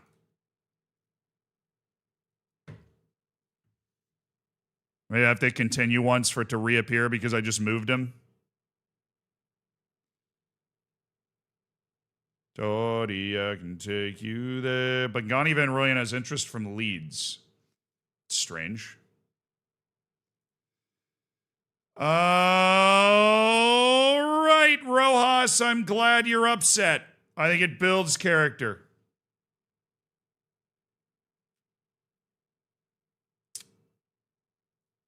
How you doing, man? Doing well? You okay? You feeling good? Very disappointing. I think I might have to leave to play. Yeah, I'll offer you out in order to find you a new club as soon as possible.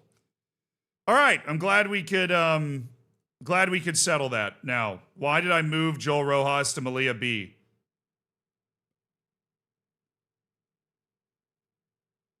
Hey, Duran, you know this guy. He's the janitor. He used to clean the dressing room.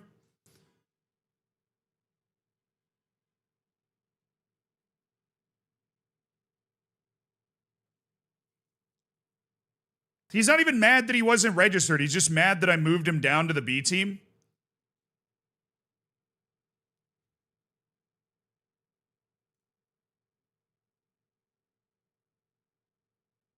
All right, whatever. I don't even think he can be registered on the B team anyways. I'll bring him back up and see if we can find a loan. I think we're already past the registration line anyways for him, so. What do you mean? Why does the button say B?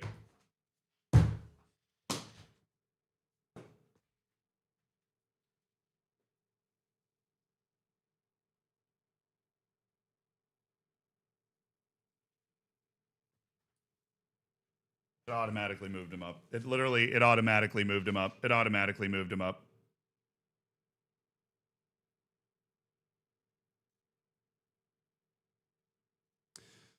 All right, cool.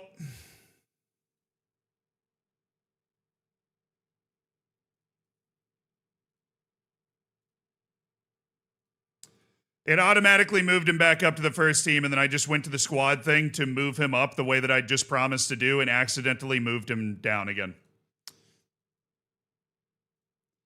He's now beyond furious with me. He's been treated unfairly too many times, and I will set him on the transfer list and look to move him. That, unsurprisingly, I'm not even surprised, has ruined our relationship beyond repair, and I will look to move him along. Well, that's a shame. He's a decent player. That is a shame. Definitely a decent player, but we've done irreparable damage there. That's fair, though. I did unregister him. Chat. It is time to say goodbye, a very heartfelt goodbye, to a legend. A man who'd been at the club since our time in the 4th division, had helped win us multiple playoff runs. He was on a month-to-month contract. We signed the other goalkeeper. He wasn't able to fit in the registration anymore. And Alvaro, perhaps rightly, has decided to leave the club and not stay on his month-to-month. But I'm not mad at him at all. The decision makes sense.